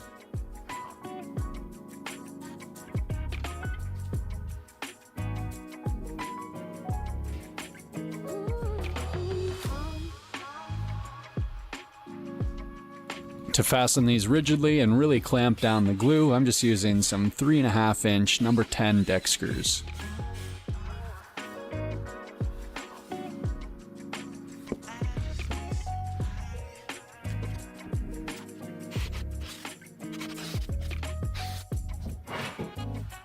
And with that done, I'm measuring out and then cutting up one more piece of 4x4 to be a cross member. So I designed these patio chairs to be pretty beginner friendly, and you can probably build them at home if you have basic tools like a drill and impact, miter saw, sander, and table saw. The planer and router are an added bonus, but they're completely optional. You could easily do this without. These chairs look pretty slick in the end, so if you're looking for a new challenge, I'd try and make these yourself this spring. The plans are out for free on my website, and there's no better feeling than completing something you didn't think you were able to. Believe me, it's kind of my whole job. One more thing I'm going to do, and I did it in my last few videos, so I'm not going to go into a ton of detail, but I kept all the offcut pieces of the 4x4s, and then I have this dowel cutting drill bit that I'm using in my drill press to cut out some dowels using the exact lumber that's in the legs. These dowels can then be broke out and glued into the holes with some wood glue.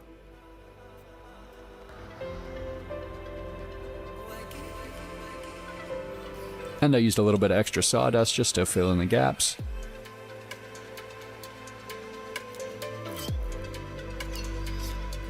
And then after this dries for an hour or two, I can come back and cut it off with my oscillating tool. And sand the dowel flush for a pretty sleek connection.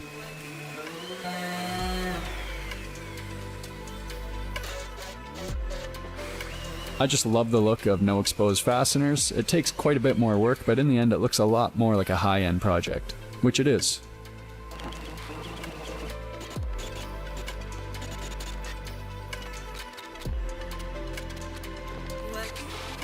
So with my second leg made up, I can start on making my seat and backrest. So all the lumber for this I'm going to be cutting out of some clear 2x4s I have left over from my sauna build. So using my table saw, I'm just ripping the rounded edge off, and then cutting the 2x4 into two 1.5 inch squares.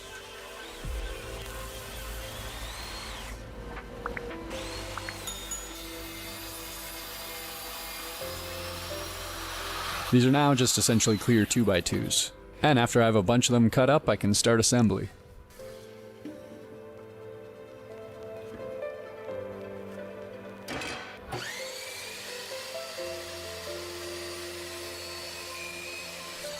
So I cut some pieces with some 45-degree miters, and I'm basically just assembling this rectangle. So I just glued up the joints and screwed them together with those same deck screws, and I didn't have to countersink these deck screws at all because the chair legs are going to cover these up. Then I gave the piece a good sand, and I should have did this when it was all individual pieces, but I'll do that moving forward.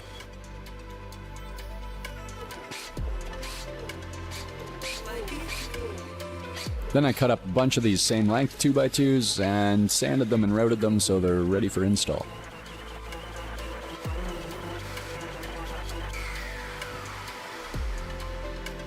To assemble these pieces, I'm going to be screwing them in using some pocket holes. So I have this handy little clamp down jig that makes drilling pocket holes super quick and easy. I basically just clamp this down on the end of the piece, and then using the provided drill bit and two of the hole templates, I just drill in 2 pocket holes.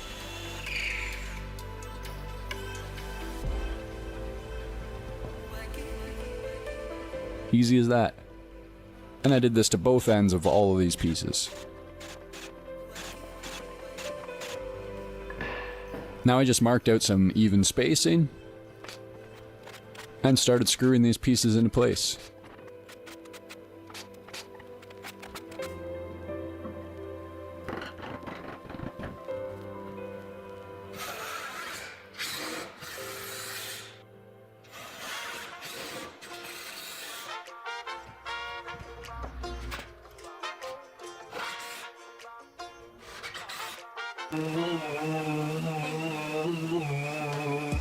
With that all assembled, I gave the piece a quick sand, and that's a finished seat.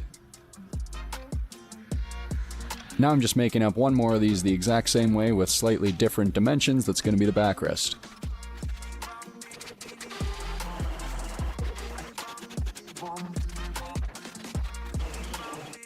And all the pieces for this chair are done. Let's start assembly. So with one of the legs laid out flat, I put the seat portion in place. And I just align this on a little bit of an angle so it has a more natural sitting position than if it was flat. And then I just screwed the seat right into the leg using some 3-inch deck screws, and I used probably 7 or 8 of these because they're going to be taking all the load of this seat. Then I added on the second leg in the exact same way, just upside down, and stood it up.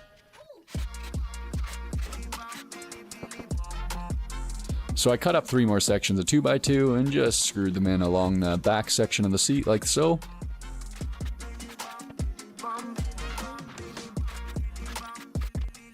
And now I can pop in this backrest, and I just kind of fidgeted around with it until it had an angle that seemed right.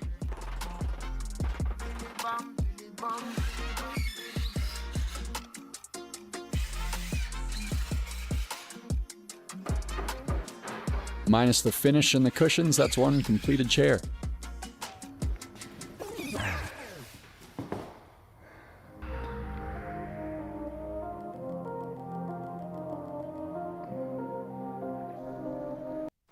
Now I'm building up one more chair in the exact same way. And just some inside perspective on how long it takes to film these videos, the chair I just showed you where I filmed the entire time took me almost 2 full days to build. And then building this second chair where I just did the odd time lapse here and there took me only half a day. And that's pretty common. Stuff definitely takes way longer when you're filming. So hey, go ahead, try to copy these videos. And now for the bench, I'm building up my last 2 legs in the exact same way. And then this bench will be built pretty much the same way as the chairs with some key differences, and I'll go over those right now. So for the backrest, I framed out this longer rectangular shape, and then it has this ripped piece of 2x4 that cuts it right down the middle. After that, I just installed some more 2x2 spindles, the same way with those pocket hole screws.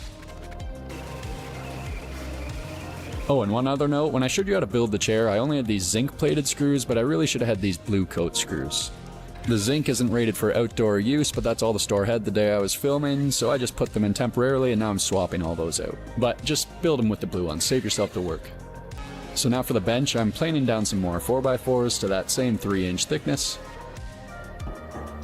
And then the outer frame of the seat is going to be framed with these 4x4s instead of a 2x2 because this could potentially support like the weight of 4 bodies.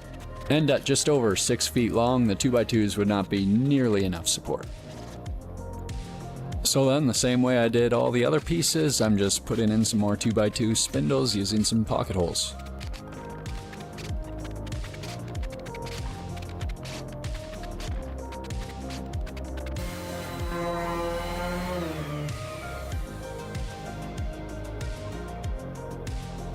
And that's a completed seat. Time to assemble this bench. So I just screwed on the legs the same way I did on the chairs. The only difference with this one is I'm actually going to use a couple of these 5.5-inch long structural lag bolts. I put 2 of these into each end so that it can support a lot more body weight than the chairs. One last change on the bench, instead of doing the 3 2x2 cross members, I just used 1 2x4 instead, and for the same reason this is spanning a longer distance and the 2x4 will have more strength than the 2x2. And after screwing in the backrest, that's a structurally completed bench.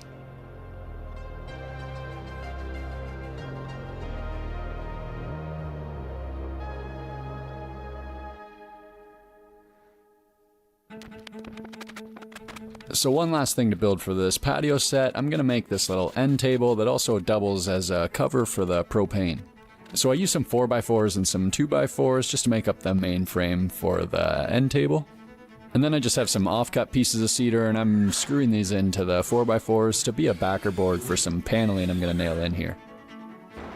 So I have a bunch of these clear cedar tongue and groove short offcut pieces from my sauna build, and I'm just cutting up some of these to the right length. Then I can use my 15 gauge nailer and just run these along those backer boards I just installed to close in this end table.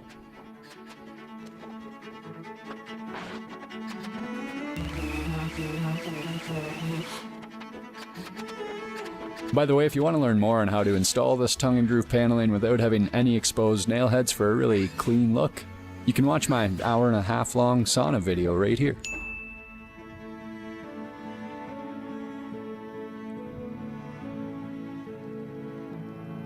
So now I'm going to make a tabletop, so I just have some cut up pieces of clear cedar 2x6, and I'm just going to join these together with the factory edge because it's fairly square and I don't have a jointer to make this any better.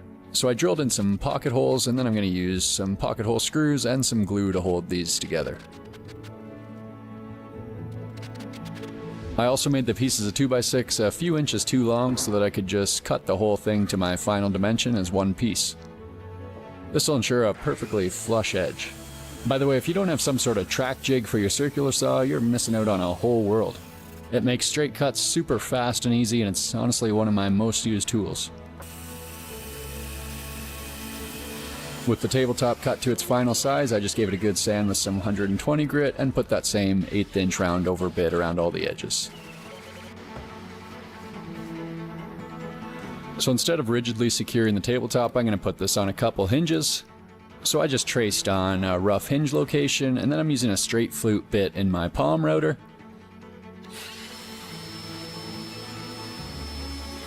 And countersinking the hinges down into the frame so that the tabletop isn't slanted from that extra width of the hinge.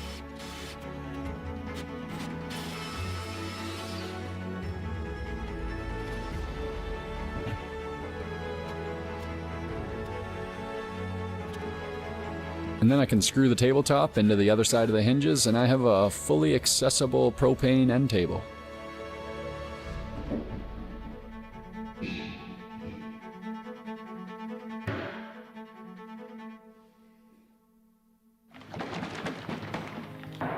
Alright, on to the final step of this build. So I have this tinted decking oil from Osmo. I think this color is Bangkarai, but I can't be sure, it's kind of covered up.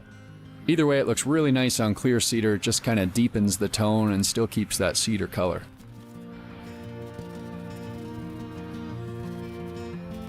So I applied this over all of my pieces, just laying it on liberally with a stain applicator brush. And then after it's soaked in for about 20 minutes, I'd just come back with some shop towels and just wipe away as much of the excess as possible.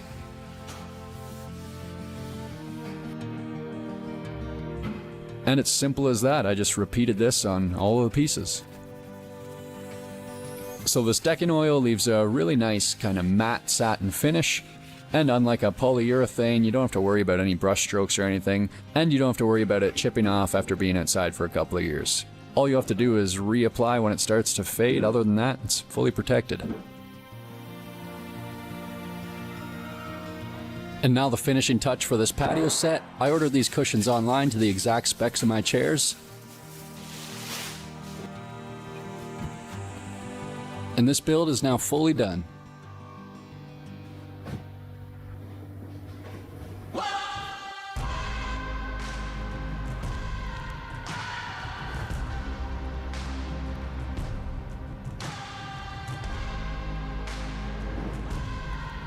So normally I'd just take this in my backyard and do a real-world shoot for the ending. But this channel is all about progression and growth, so instead of bringing this to nature, I'm going to pull a real YouTube move and bring nature to my shop.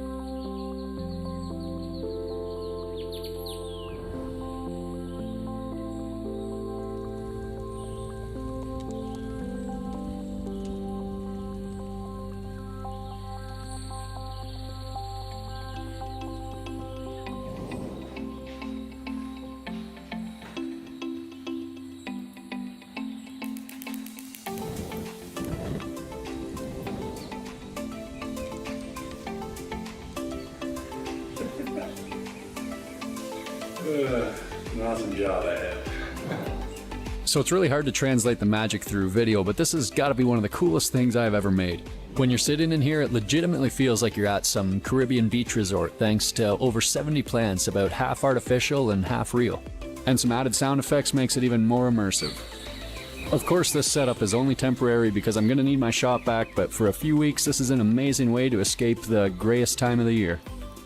But like everything, it's best enjoyed among friends.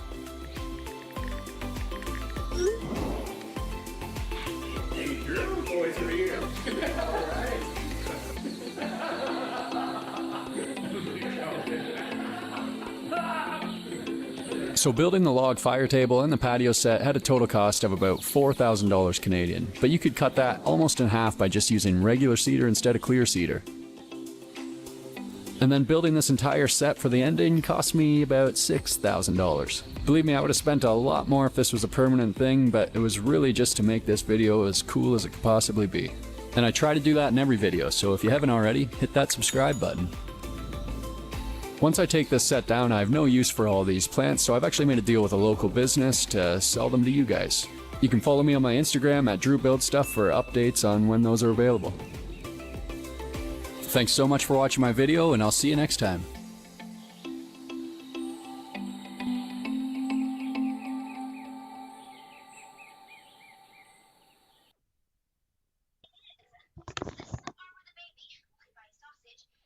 Alright, for the last video, actually was supposed to be the video before this, but I ended up playing Drew Build Stuff. So, up now is exploring with fighters what lies below our feet in the Manchester underworld, Forgotten City, and this is the last video. So, let's get to it. And now this is our next obstacle, getting down here. But my first impressions of walking through here, kind of feels like I'm walking back through time. The bridge, 1650. As you can see here as well, this bridge here, people used to once be able to walk over it, and then they built the sea on top.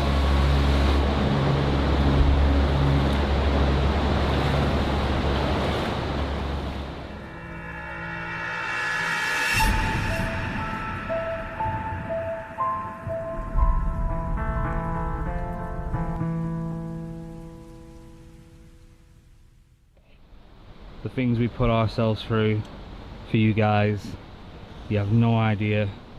In the blistering heat, we're in these ridiculous looking outfits. I mean, I'm not even joking, look at the state of this. Look at the state. To go through a river to get into the underground Manchester and network of tunnels haven't been seen for a long time. What do you think, Bucky?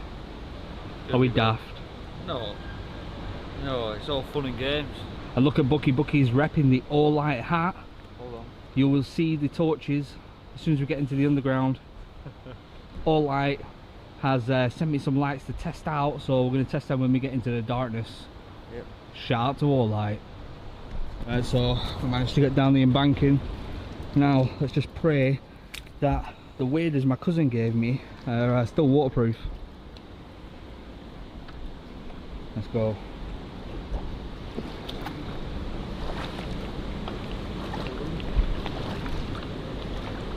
Well, so far so good.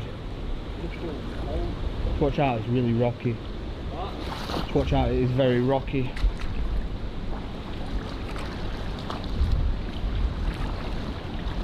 Get to the other side.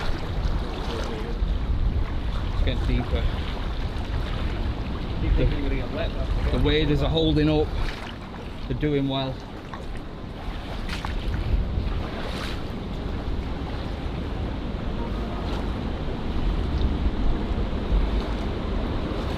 Well, so far so good.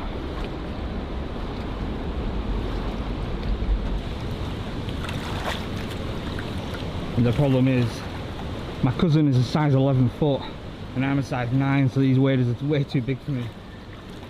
But they're doing well, I'm not going to complain. Red plate there. Oh, there's a car reg plate in there.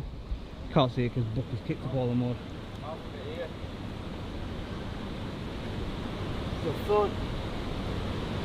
Hopefully the camera's a little bit more stable. I've not got it on my electronic stabilizer, but I've got a new tripod. Oh, poor Bucky's been nettled. We've got a new tripod, so hopefully it feels a bit more stable, because that gorilla pod I was using, I'm not even joking you guys, if you're going to buy a gorilla pod, I advise not to. It was absolutely terrible. It broke numerous times. When it was brand new, I had this brand new camera on it, the A7S II, fell off because the head mount kit snapped. So yeah, I won't buy one. So here's some of these beautiful Victorian arches. And you can see all this is coming from a flood. Wonder what they were for, these. Don't know.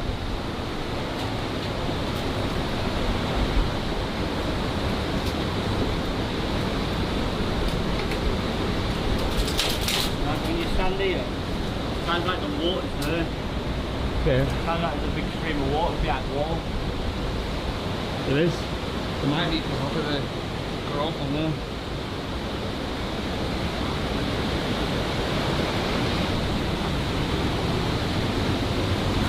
And now this is our next obstacle. Getting down here. You think you can still jump it? Yeah, it's alright. It's not that deep actually, is it? No. Now that's that bit climb down. And now we've got to get down here. But look at some of the mess. Absolute mess down here. Right, go on Bucky, I'll follow you all lead. That's weird. Wow, they go so tight. Handle it.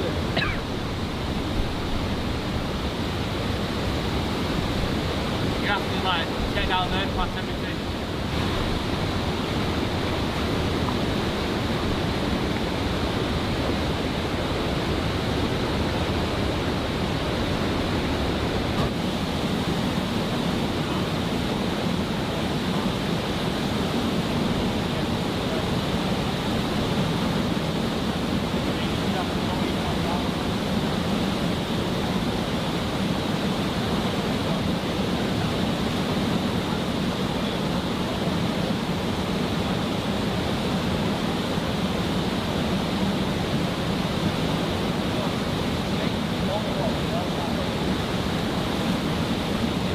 Teamwork next to dreamwork, as Josh says. So right now we are in underground Manchester, going underneath. We've got a crowd of people at the top watching us, and we're going to go into the depths. But first I'm going to check out some of the torches that have been sent, because we're getting really dark down here, so let's put them to the test.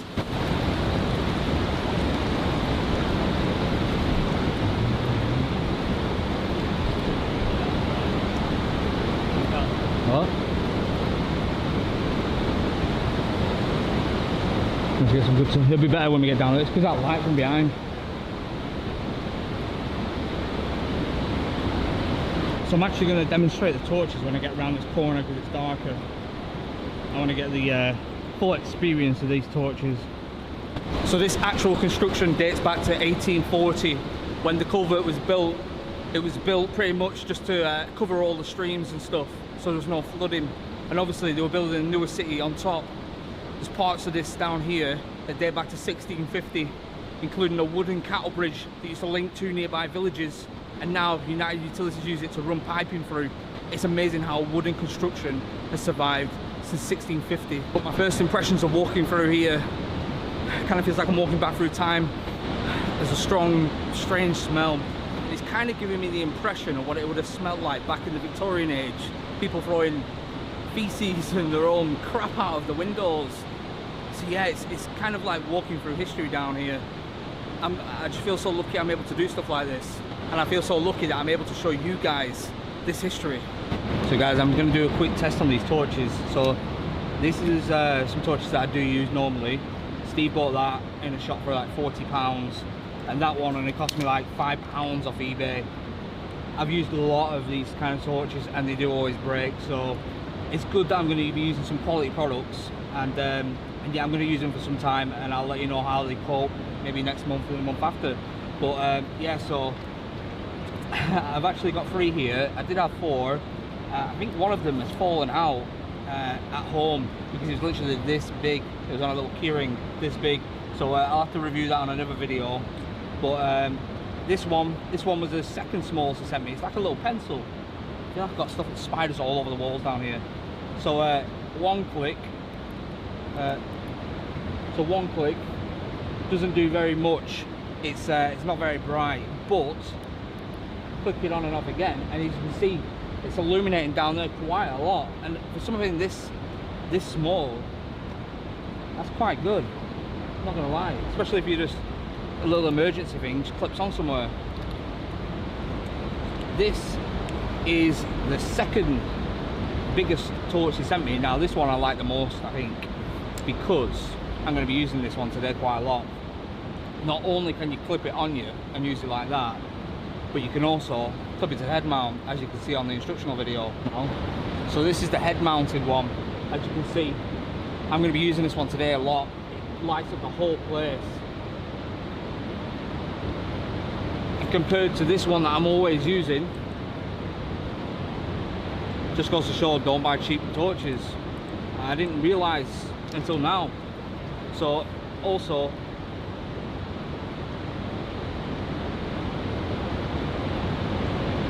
put that on its brightest setting. So that is the brightest setting on this torch. This is the head mounted one.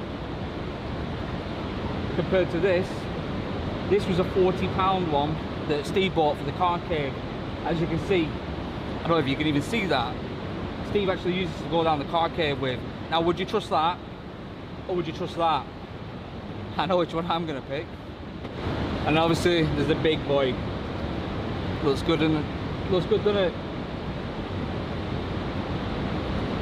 That's its brightest setting. Now this, it retails quite high, but you pay for what you get. You really do.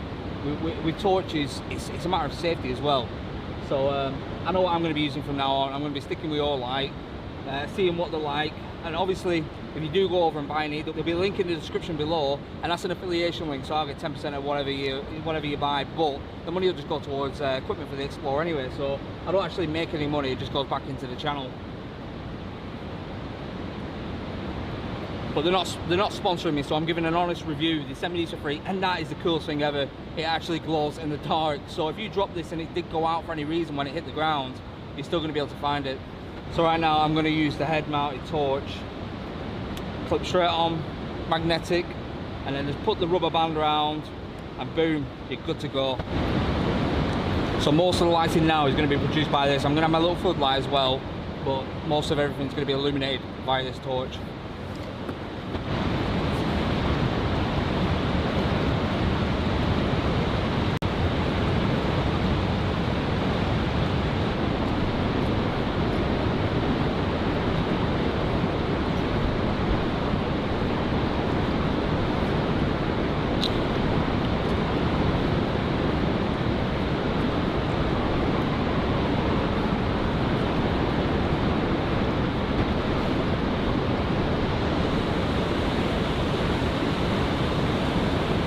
Gotta watch out because these are all storm drains. Obviously we're not getting any storms anywhere in the UK right now.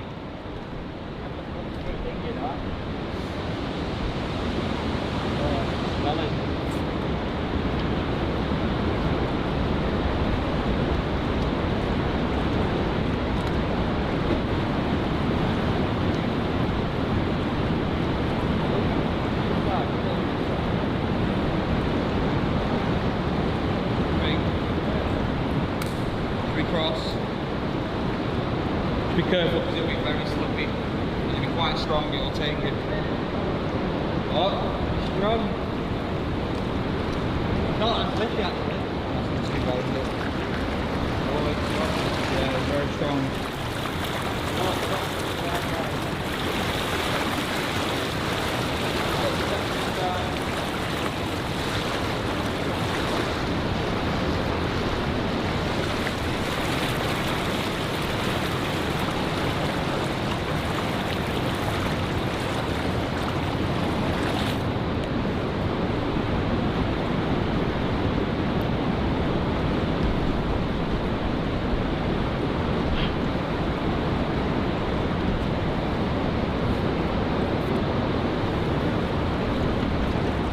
I'm actually going to turn the headlight off for a little bit just because of all these flies. They're all attacking my face. Are they sensors there? Oh, they are. There might be something for the street above.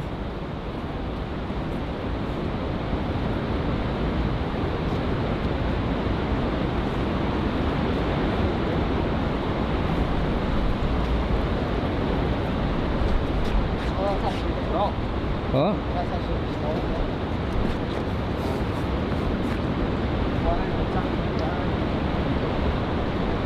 The only thing that's illuminating this tunnel right now is that major all-light torch.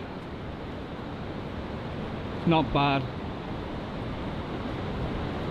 Considering this is my floodlight that I use every time. Turn it off. That's my floodlight. And turn yours on. Turn the all-light big boy on. And look at that. And here we are coming up to a bridge. Now, like I was saying, this bridge dates back to 1650, where it used to link two villages. That's incredible.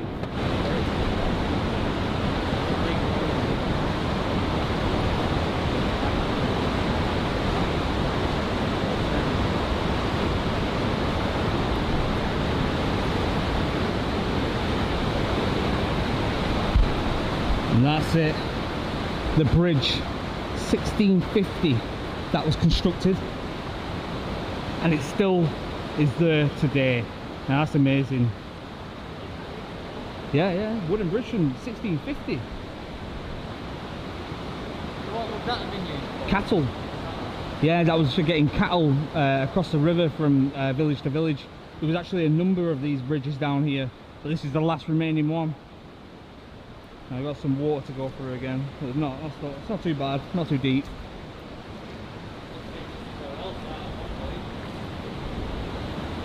No, that's a chute. Look, that goes up to a manhole.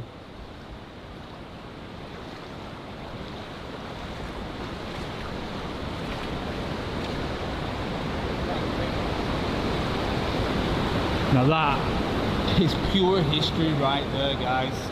You do not see stuff like this anymore. This could be one of the last remaining bridges from that era. Watch the wall. And spiders are all over it. Covered in spiders, guys. These walls are covered in these black spiders all over. It's making me twitchy as hell. All the way along that? Everywhere.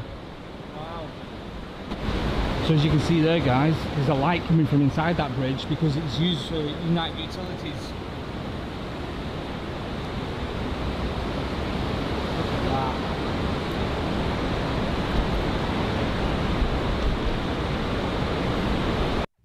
Doesn't look like it's got any rot on it at all, does it? I know. Get a bit deeper,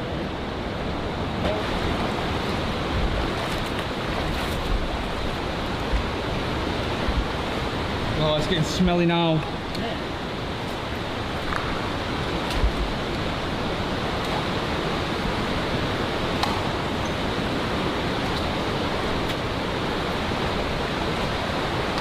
Unfortunately, I wasn't recording them, but a rat came running straight at us, and I kind of panicked because I was shining my light at it so he couldn't see, so it was running at me.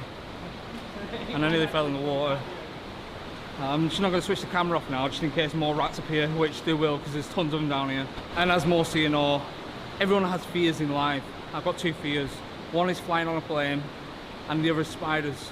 I don't mind about anything else. You can throw me down any hole you want. You can put me anywhere, but I just don't like spiders. Everyone has these fears, guys, and at the moment we're absolutely swamped with spiders down here, so I'm really braving it down here. Now we think this leads to the hidden train station that's underground. They built a new train station on top of the existing train station, which is only one platform at the time.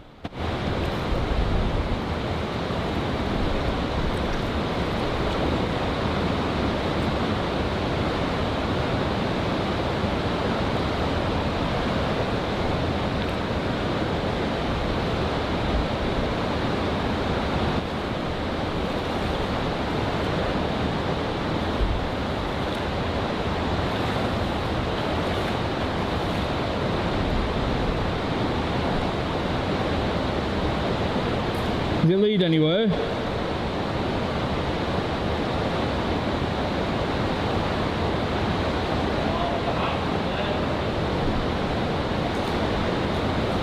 Nothing down there.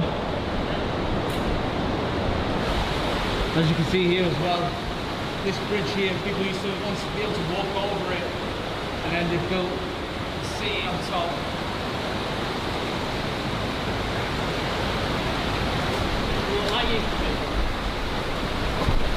What? I wonder what that is.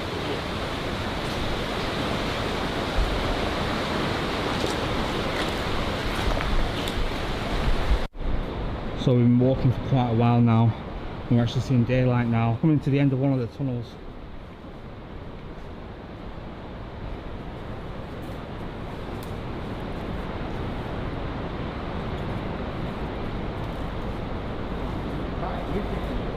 Oh, look, there's loads of fish in here.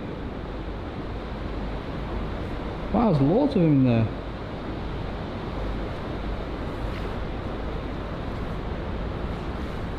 There's some pretty big fish.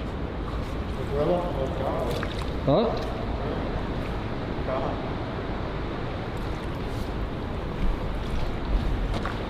Just another day in the office, Bucky.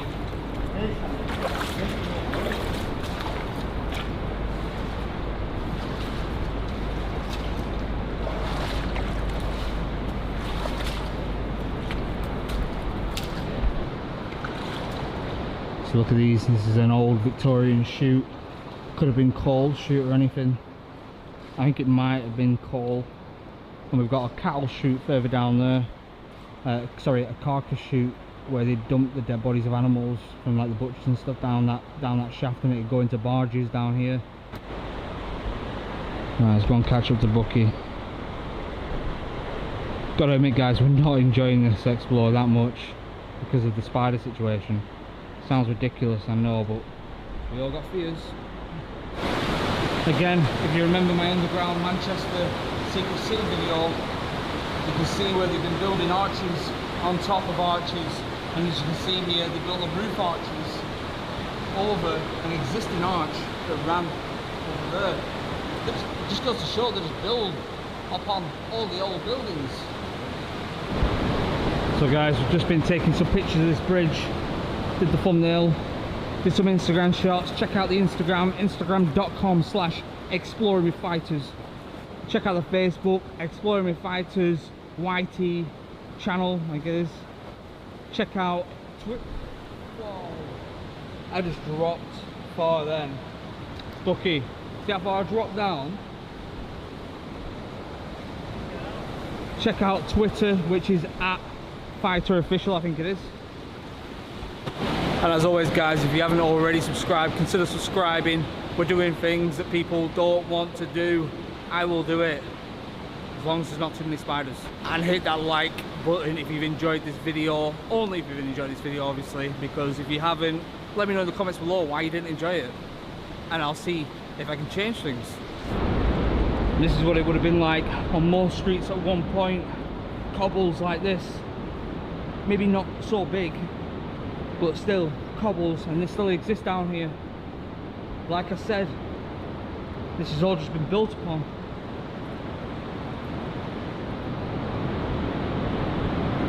And here you see the daylight. I've been under it for about an hour and a half.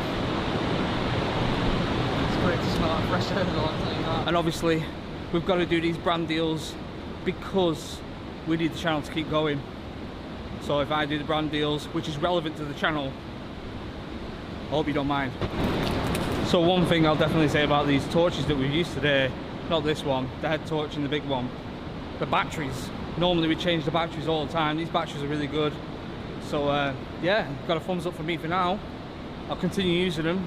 I'll continue letting everyone know because I don't want my subscribers to buy products that aren't going to be good. I'm not going to suggest you go and buy crap products. And you know, guess what? As we're walking along, we stopped to where we stopped first. We found the little torch that I got from Alllight. This is the smallest one they sent me, so let's quickly check it. But yeah, it's a keyring size. It's a tiny little thing. Look at that. Tiny, tiny thing. And it's got an integrated battery, so you just stick a charger on it and charge it up.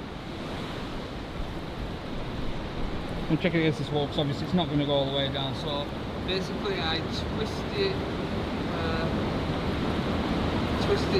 to my right, and it'll go onto dim mode.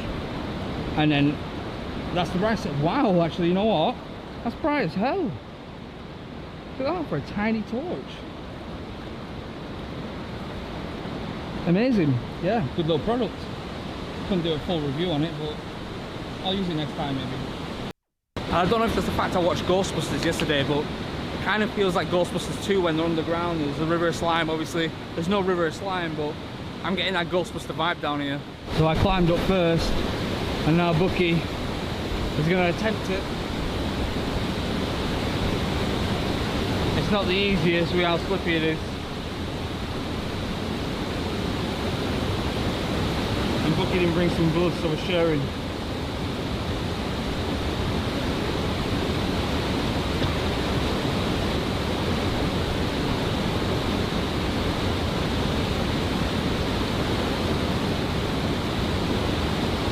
That's how it's done, Bucky. You make it look easy. You meant to make it look hard, Bucky.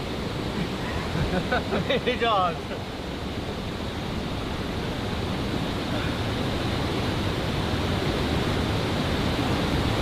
And what's amazing, you can go from history like that, dating back to 1650, and you can just bring the camera, pan the camera around like that, and see that. It's an amazing contrast between the two. And here's these bags down there, and I think what they were used for, they were used to grow cannabis, because one of the bags down there had loads of old cannabis leaves in it, but there's a number of them all the way down the canal. Oh. Seriously, sir. So it's been sprayed with all sorts of stuff like that. Yep. Someone's been growing. So now Bucky has to decide how we're going to climb this wall as he stands in his natural habitat. He wonders. His bag is heavy. He will blame his fall on the bag. Either that or Carl's waders, which he didn't ask permission to use. Sorry, Carl. I'm saying sorry for Bucky to Carl.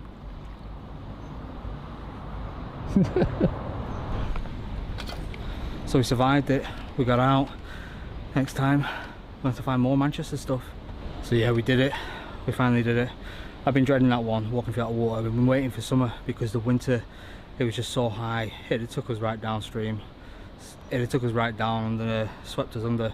So yeah, on to the next Underground Manchester. Search continues. If you've got any information, drop me a message below or drop me a message on Instagram, it's probably better.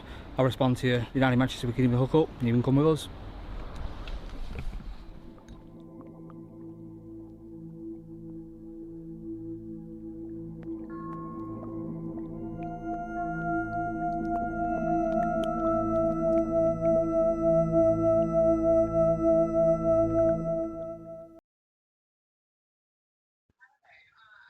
Alright, nope. There it goes. Alright, so that is it for tonight's podcast. Till next time, I will catch you later. Remember to like and subscribe. Till then, I will catch you later.